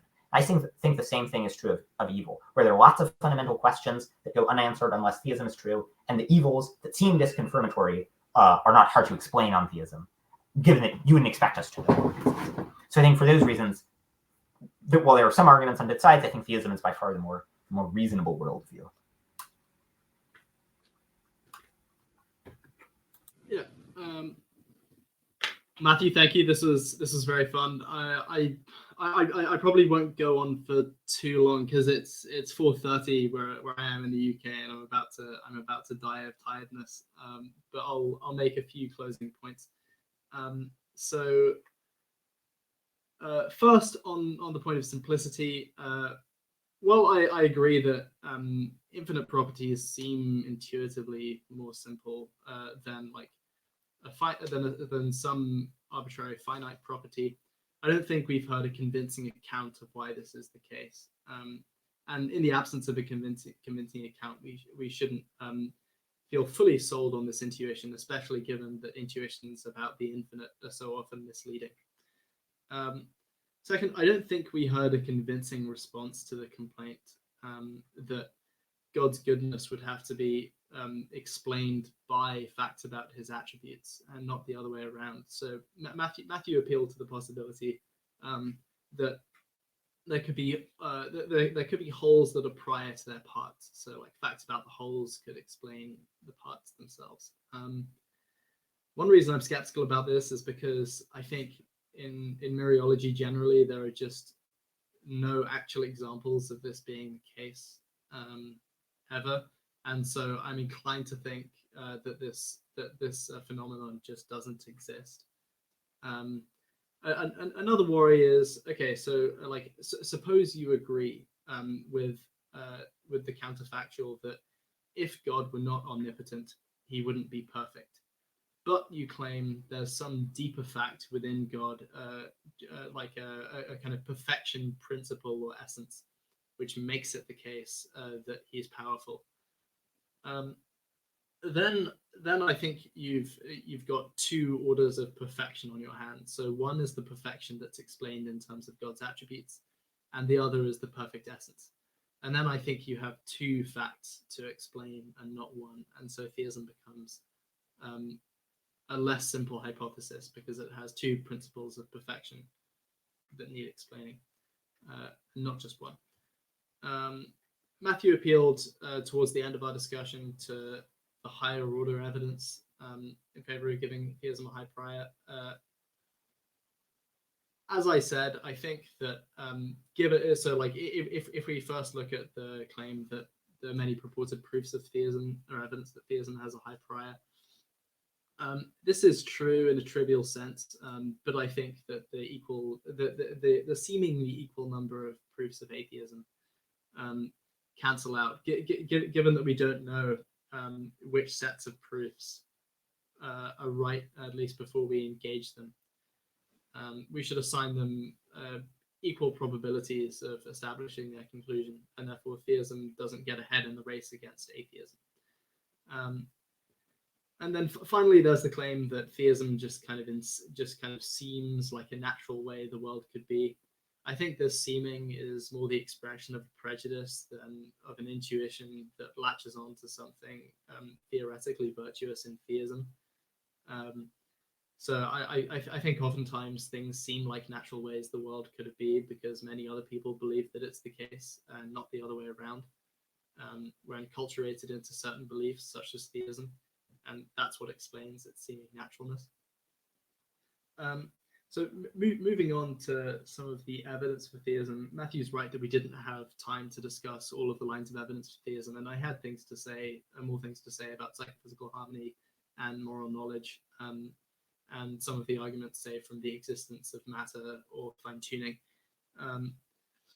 But putting that to one side, the argument that I definitely vacillated on most was the anthropic argument. And my general diagnosis of this is that the reason why I bounce from objection to objection is that whichever line you take on this argument seems to result in an unacceptable conclusion, including the conclusion that God exists and created both two people.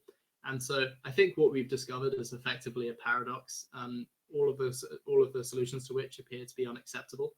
And so what we should do is just wait on somebody smarter than the two of us to come up with a way out of this paradox that doesn't have unacceptable conclusions. Every conclusion in this paradox seems unacceptable. This includes denying that there is a best possible world. It includes the conclusion that God created the best possible world, and it includes SIA. Every objection that you could make seems impossible to believe, but so does the conclusion that God created both two people. So I don't have a hard line to take on this argument, but I don't think we should be convinced by it for the same reason we shouldn't be convinced by Zeno's disproof of motion. I think we should just hold out hope that somebody will come up with a solution to this paradox. It shouldn't convince us. Zeno's proof shouldn't convince us we don't move. Matthew's argument shouldn't convince us that there is a God who created both two people. Finally, looking at a couple more points on the problem of evil. I think it was fairly clear from our discussion that, at least in the case of indiscriminate evils, Matthew did not have a good solution to them on theism. So it really didn't seem like there was any good explanation on the individual level for why God would target psychologically disparate people with a blanket evil. And so Matthew quickly appealed to systemic explanations, but the systemic explanation he appealed to was the good of free will. And first, it just doesn't seem obvious that the good of free will is good enough of a good to justify the evils in question, especially evils like the Holocaust. And second, the only way out of that seemed to be to sort of add in the free will of more agents like demons or simulators. But these were auxiliary hypotheses with little to no evidence for them, besides highly dubious reports of exorcisms on capturing Christianity. And these just didn't seem like, to me, like good reasons to believe in demons. And even if they're good reasons to believe in demons, it's not a good reason to think that demons fiddle in our sort of worldly system to produce the Holocaust and various other blanket evils. Finally, we had the problem of establishing theism over and above various rival theories, which also predict the data, like the evil God hypothesis and axiarchism. I don't think we heard adequate symmetry breakers between theism and axiarchism. The strongest case Matthew had against axiarchism was that it entailed a contingent God. And insofar as you think that a contingent God would be God, axiarchism would entail theism. But I think there's a fairly plausible reason. There are fairly plausible reasons which I plan to expand on in the future for why theism makes us problematically unfree, according to a very plausible theory of our freedom.